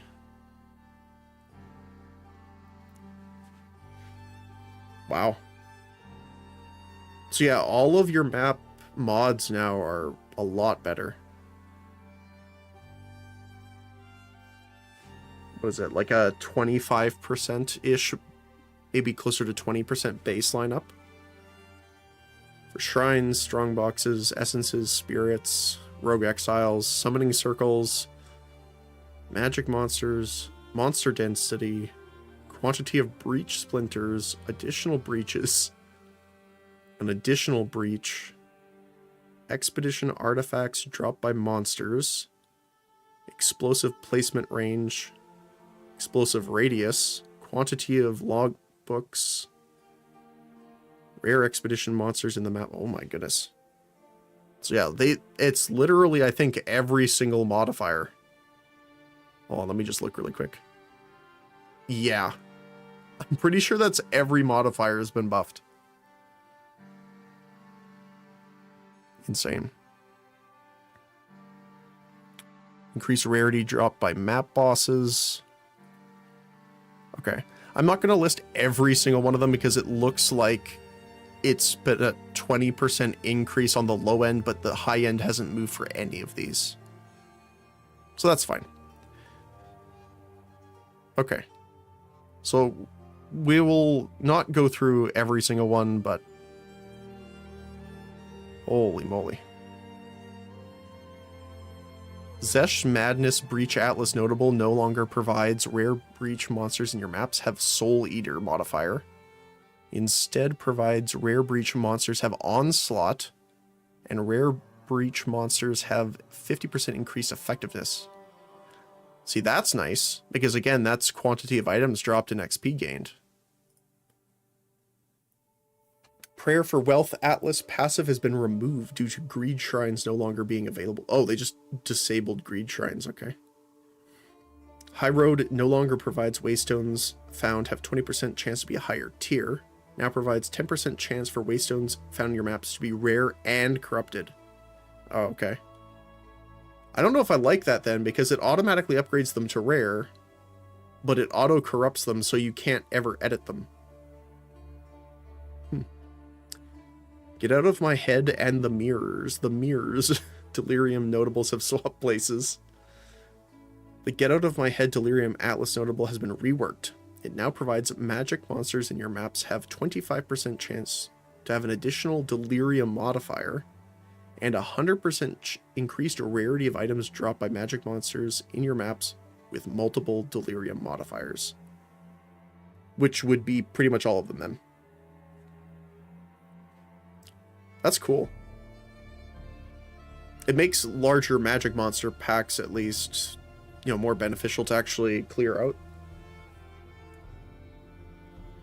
Isn't it tempting? Delirium Atlas notables have been reworked. It now provides currency, which drops from Delirium monsters in your maps to be is stolen by the map boss. Oh, that's spicy. Each stolen currency has a 20% chance to be duplicated upon deeding the map boss if the map boss is under the effects of Delirium. Eesh. It's definitely nice if you're doing Delirium like just spamming map clear. It's not real, it's not real. Delirium Atlas notables have been reworked. Rare monsters always manifest Delirium demons in your map. 10% increased quantity of items dropped by rare monsters with manifested Delirium demons, which I believe are like the hovering guys above the bosses that like throw, you know, the spears and explosions and stuff at you. And rare monsters with manifested Delirium demons in your maps grant 30% increased experience. No more Delirium smog. It's gonna be S here. Yeah. Well, Delirium's nice, but they definitely... I like how they toned down the overall thickness of the clouds, and they kind of made like a light radius almost, like you would see in like Delve or something, around the character where it's clear. Which is nice. Overall clarity increase, very nice.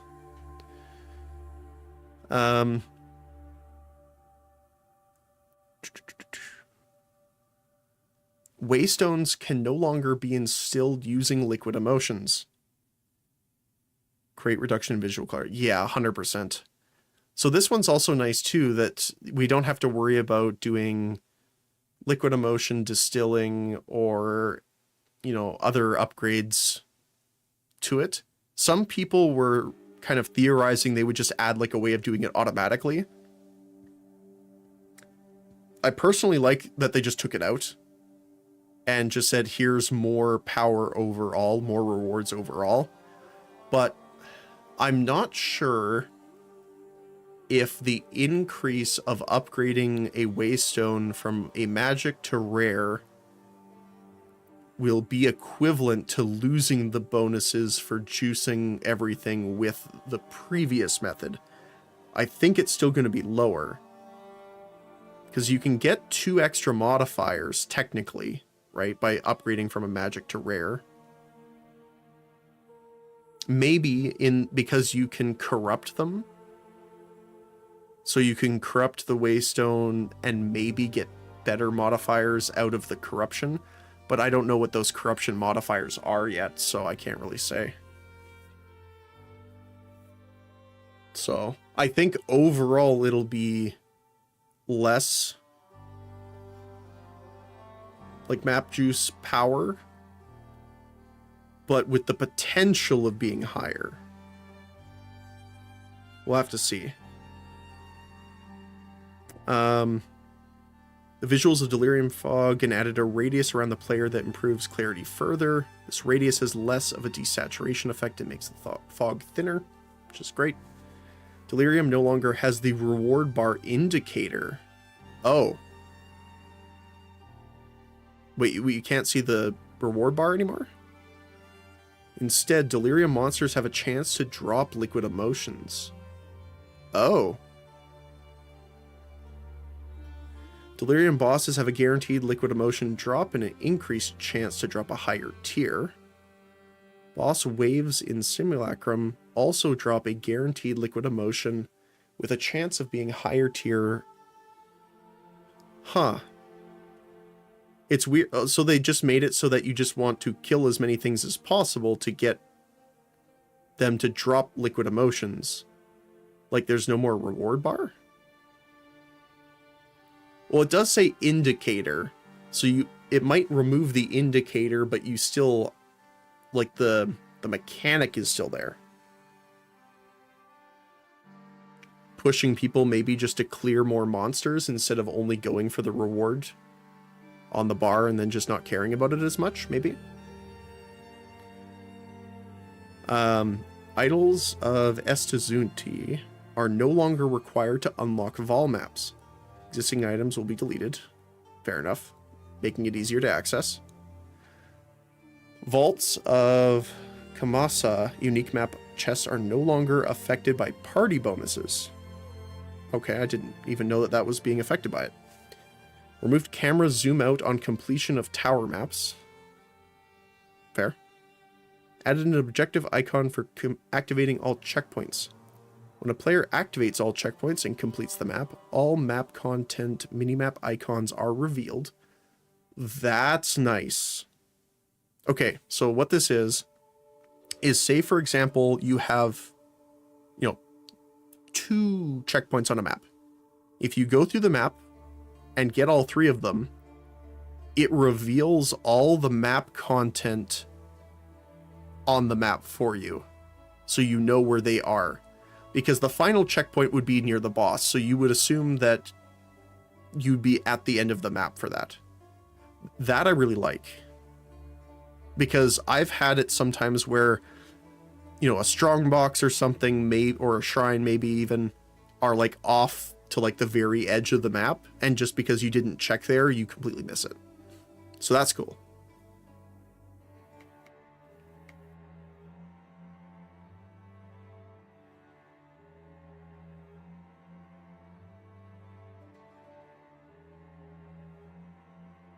Sorry, I just had to cough here.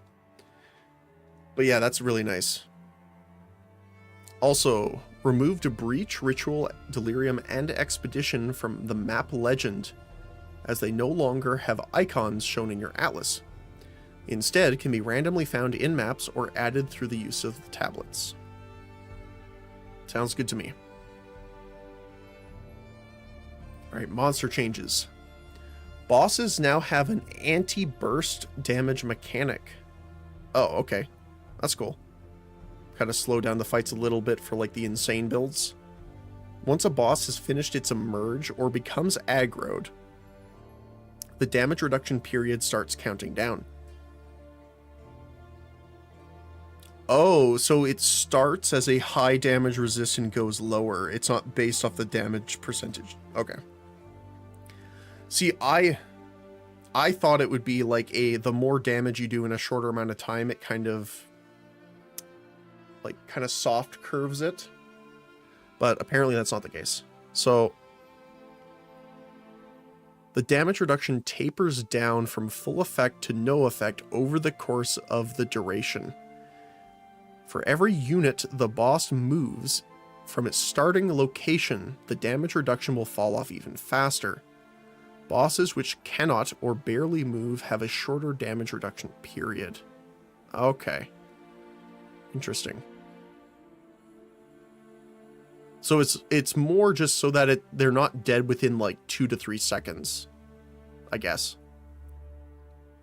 Improve the visibility of the explosive fungus in the Grim Tangle, and spawned by the fungal proliferator. Improve the mid-fight phase change sequence. Well, that's a mouthful. Of the final Act 2 boss. Improve the first phase change sequence of the final Act 4 boss. Improve the behavior of the Great White One. That's amazing, because he was a little silly, little derpy. Made various improvements to Rogue Exile behavior, which is good. Re-enabled the following Rogue Exiles. Tua the Ruthless, Ulfred the Afflicted, Darushan the Artillerist, and Doran the Deft. The Blind Beast in the Isle of Kiln. Oh, okay. That's the Sulfite one, I think. Now drops a blank Greater Rune. This can be exchanged with Daneg in King's March for a Greater Rune of your choosing from a selection. Well, that's nice. So just in case you really need a Greater Rune, you haven't gotten one to drop yet, maybe it's elemental resistance, who knows? It kind of guarantees you get what you need at that point, which is nice. The Blind Beast no longer drops a bile-soaked tome. Instead, the Dark Mist quest now grants a mist-shrouded tome, which grants 2 weapon set passive skill points, in addition to its existing rewards, which is an uncut skill gem and gold. You can now open a town portal in Ulrith's arena after he's been defeated. Kosis's lightning barrage skill should no longer hit with 9 projectiles at point blank range. That's funny. General user interface changes. Support gem compatibility of all equipped skills is now shown when hovering the support gem in the gem cutting interface. Thank you very much. I appreciate that. It's assuming it's the same thing as like in Path of Exile 1. When you hover over it, it has a little check mark or a red X to show you if it cannot be used or can be used in a skill. So I'm assuming that's kind of just the same thing. Might be a different visual.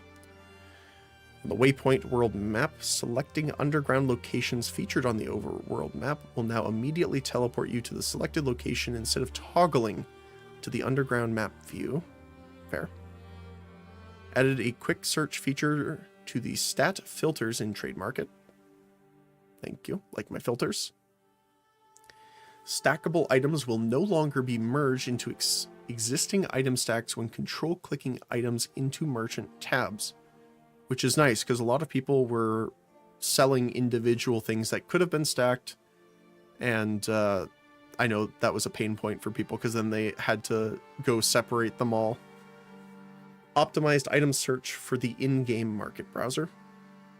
Great. Your current rage is no longer displayed in your buff bar. Instead, there is now the rage meter next to the mana globe, which we had saw before, the horizontal red bar. Also, I like, especially, I'll just mention this because we're talking about it, the fact that they're adding a lot of visual indicators over just a stat number is nice. Like, the best example would be like a visual feedback of the bear. So as you gain enough rage to actually have your abilities augmented by your rage as the bear, it actually lights up the tattoos on your back and body.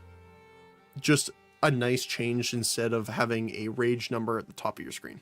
So visual indicators generally perform way better. So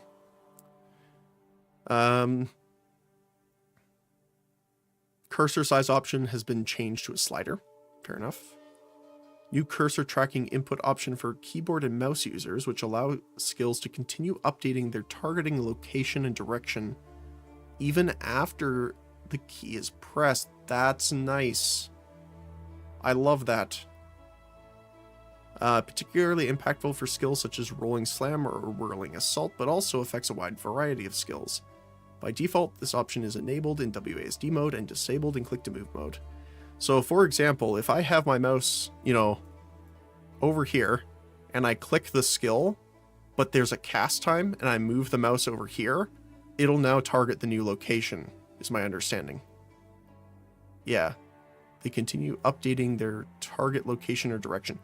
So I'm also assuming for, like, rolling slam is an example here. So when you press it, you do the slam, and then the second slam. If you press and hold the key currently, it updates its tracking location based off your mouse. But if you tap it, like your key press of whatever button is that skill, it will only go in a straight line. So it looks like they're doing it all the time now, which I like actually, because I always use my mouse to control my movement with it. So not having to press and hold the key button down while you're doing that is just quality of life improvement. When switching between controller and keyboard in the character selection screen, the game will remember if you use WASD or not, which is nice. Refactored couch co-op player interface. Some interfaces that could not be paneled now allow dual cursors, so both players can interact with UI at the same time. I guess that's good. I don't know if I've ever had an opportunity to play Path of Exile with couch co-op, though. Like, the last couch co-op I played in a game like this was probably Diablo 3. Like, when Reaper of Souls came out. I had a roommate at the time where we used to play together, but couch co-ops kind of unfortunately died with the advent of no one knocks on their friend's door to hang out anymore.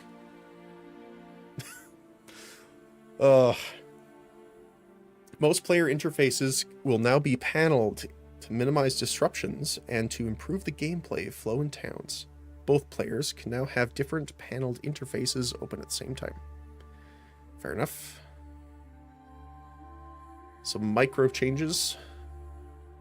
Wardrobe hideout decoration now visually indicates and opens to your wishlist page when a MTX you've previously wishlisted is on sale. Fair enough. Enabled the following existing rare finishers. Oh, so these are all from Path of Exile 1, are now available in Path of Exile 2. I'm not going to go through every single one, but that's what these are. So these are all of the finisher effects. These are the armor set effects that are now available. I don't know if I have any of these here, actually, so... They enabled the existing Astral and Onyx Oblivion weapon effects, Stygian and Ebony effects, Hummingbird Pet, Gorgon Shield, Celestial Wings, Jaeger Cloak, Lightning Footprints, and Celestial Tree Hideouts. All from PoE 1 are now available in PoE 2. Okay.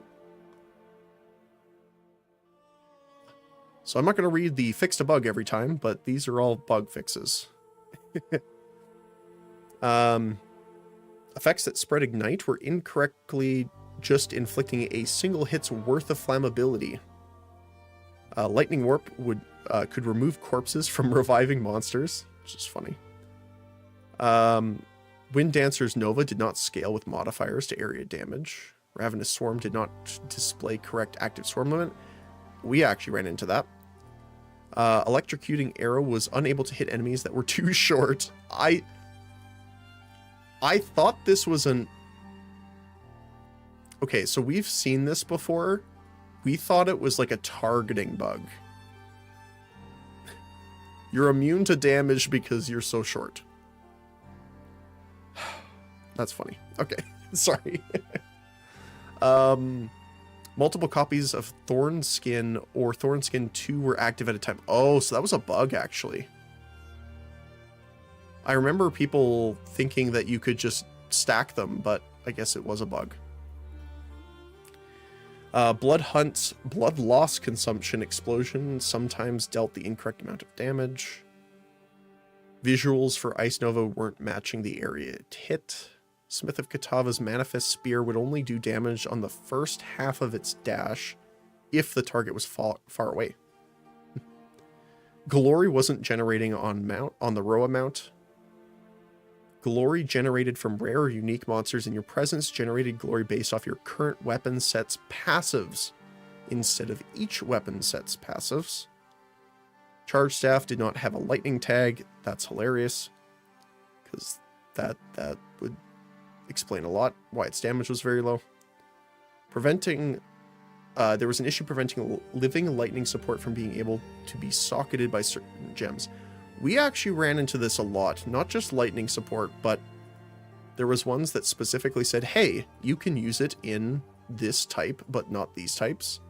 And we double checked and it should have been able to use, but for some reason it wouldn't let us actually put it in for some reason. So there was a few of those. Perfection was only granting more hit damage rather than all damage. Dark Effigy had a longer than intended delay before firing its first projectile after being raised if there was only one valid target. I wonder if that was like, it was trying to target, like scan the area, and it just increased its scan. Sorry, I'm thinking code-wise. Because it would always try and find at least one plus target, maybe. Batter Shout support wasn't working with Fortifying Cry or Ancestral Cry. Exposure applied by Oil Ground bypassed some defensive mechanics. Second Wind 3 wasn't working with Demon Form. The life restoration now occurs when Demon Form is on cooldown. Oh, that's cool. Inhibitor support was granting more damage per infusion rather than per infusion type. Unleash would not support Unearth. Yeah, we had that, actually. Fixed a bug that occurred with Heat Shiver and some similar modifiers in cases where an enemy could be affected by multiple chills at the same time. Fixed a bug that occurred where Blasphemy did not display its icon while you had show aura icons checked in the menu. I guess that would be confusing because you would think it wouldn't be active for some reason. Ancestral boosted slam effects not showing up when MTXs were applied. Controlled Metamorphosis unique jewel could have its mod ranges roll beyond the values used to determine the radius. This will not fix jewels where this is already broken, but it will prevent this from happening in any future rolls of the item. Quest soul cores were not removed from the player when used in an ultimatum encounter. Huh, interesting. Fix a bug where gaining charges over time for flask or mana flasks would not fill both flasks when using the Waste Gate unique belt with 2 life flasks or mana flask equipped respectively. Fixed Wakapanu Island, Isle of Kiln, Abandoned Prison, and Treasure Map Fragment world markers would not appear before you've reached the area. Huh. Oh, so they were supposed to show, so you were supposed to know what island to go to. That's funny. Fix an issue that could be caused when the bosses in the Kachuk Vault were defeated at the same time as soon as they became damageable. Oh my goodness, thank you. How long did we spend on those guys? Because they kept reviving over and over again when they weren't supposed to. It must have been more than like an hour. I think it was close to 2 hours. We finally beat them after me trying to pull some shenanigans by respecking nodes. Hold on, let me find it really quick. So we had to actually respec our character a few times because they kept healing and reviving when they weren't supposed to.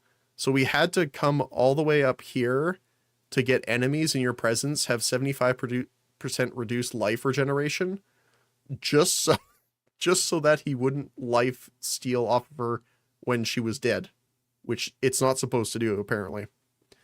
So that was kind of funny. Stunning Kutrog, Lord of Kiln from behind would fail to play a heavy stun animation. Nameless Seer not automatically closing his shop after you take a unique item for him. We ran into that, where we're like, oh, did we get another one? Character models could fail to display on character screen. Iron Count saying nothing on Sorceress in character creation screen. He has nothing to say to you. Couch co-op games were starting with P2 as party leader. Co-op bug causing issues with the Horn of Vastiri. Oh, because yeah, it changes your area when you use it, so that makes sense. The caravan would not stop and exit remaining closed in co-op, and various client crashes. We really hope you enjoy playing Path of Exile 2, The Last of the Druids. And, of course, Rue is cat, Bald 5. I just wanted to check because sometimes at the bottom they will post any updates that have changed from the patch notes. But that seems to be it. Let me just see here. So yeah, these are... We're going to go over these just really quick. As Frost was asking about them. So these are the changes that were done for Warrior. Warbringer imploding impacts also grants fully broken armor you inflict increases all damage taken from hits. Ancestral Warhorn minions summoned by Ancestor's Call notable are now more consistently hitting close-up enemies with the second part of it. Slam, so they should actually follow the targets better instead of just, flying behind them. Surprising Strength's been removed. Crushing Impacts also grant 25% more damage against heavy stunned enemies now. There's a new Mountain Splitter Ascendancy passive, which grants every third slam skill that doesn't create a fissure, which you yourself use, so it can't be used by totems, causes an additional aftershock ahead and to each side of the initial area. So even if you don't create a fissure, and as long as you use it yourself, it creates additional aftershocks. So 3 additional aftershocks covering a much larger area. But yeah, the biggest thing was Smith of Katava for sure, which was every notable, including the baseline apparently, gives you an extra 200 flat armor to your armor. They removed padded lead and heavy bracing, but they've made significant improvements to it. So body armor grants 60% increased glory generation, which is huge, especially if you're using like, was it Fist of the Gods, I think, where you need glory for that? 60%, like you can use it 60% more often, which is crazy. Body armor grants 100% increased thorn damage, which is again pretty nice for if you're doing thorns. Your body armor grants 30% increased spirit, which is obviously nice for all around. Reduces critical hit damage taken by 100%, doubled from 50. Heat proofing, instead of protecting you against ignite, protects you from all damaging ailments. All of them. So corrupted blood, bleeding, poison, ignite, I believe. Or I don't think I'm missing any. So you just are unaffected by them. But it specifically says unaffected, which is important because it means they can still be applied to you. Which means if you have effects like, I don't know, while ignited do 100% increased damage, you can still be ignited, but it just doesn't do any damage to you or apply any of the effects. So that's really nice. Fire spells on hit granted by Heat of the Forge cost 0 mana when triggering now, so you don't have to worry about mana. Also increases damage per level up to 200%. Temper Weapon now also costs 0 mana. The empowered attacks deal 25% more damage at all levels. Adds an extra half meter to the base radius, which is obviously just nice in general. Living Weapon now changes targets less frequently, so it sticks to a target attacking more quickly. Additionally, depending on the type of weapon, its cooldown is reduced. So if you have a mace, slam skills are reduced by 4 seconds. If it's a quarterstaff, it's sweeps. Or if it's a spear, they fixed a bug with the dash on it. So overall, I think Smith is a decent thing now.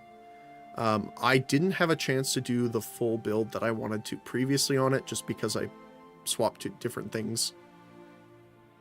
Critical damage taken done reduced by 100% is crazy. Especially if you have a build that makes you take more critical hits. So you're just negating the downside pretty much. Yeah. I mean, honestly, there's a lot of great things here. It's going to be hard to pick which one you want, honestly. Burning Man, yeah. Just don't take crit damage. Exactly. Just choose not to take crits. But yeah, so again, the other changes weren't as, phenomenal for Titan or Warbringer. But, the Aftershocks definitely is. 3 extra Aftershocks, giving you increased area of effect of your slams. More damage against heavy stunned enemies, is good. This one is nice. Imploding Impacts now grants fully broken armor you inflict to increase all damage taken from hits instead. The biggest thing is I believe this only used to be physical damage taken. So now, fire, chaos, lightning, cold, any damage from a hit is benefiting from fully broken armor. It's really nice. Probably still gonna just play Corrupting Cry Warbringer, to be honest, but maybe Smith will be fun. Yeah. Yeah, that's fair. I played a really fun build that I tried for a while. I played... Warbringer's the one that has the increased armor strip, right? Hold on, let me check. Warbringer. It's this one, right? Yeah. Break armor equal to 10% of hit damage, and then you can break enemy armor below 0. I made a crossbow armor strip build with him, and it was so funny. Because I just essentially Gatling gunned them into, like, negative 2,000 armor. It was so much fun. And then just have, like, a bleed augment sniper. It was so much fun. Screaming Warbringer. It is fun, for sure. Let me just check. What time are we at? We're almost at 11 here. Ugh. Alright, really quickly, I'm going to close out our YouTube video. Thank you guys so much for joining me today, as always. I am definitely looking forward to playing the update when it launches on December 12th. Right? December 12th? Hopefully you're able to join me.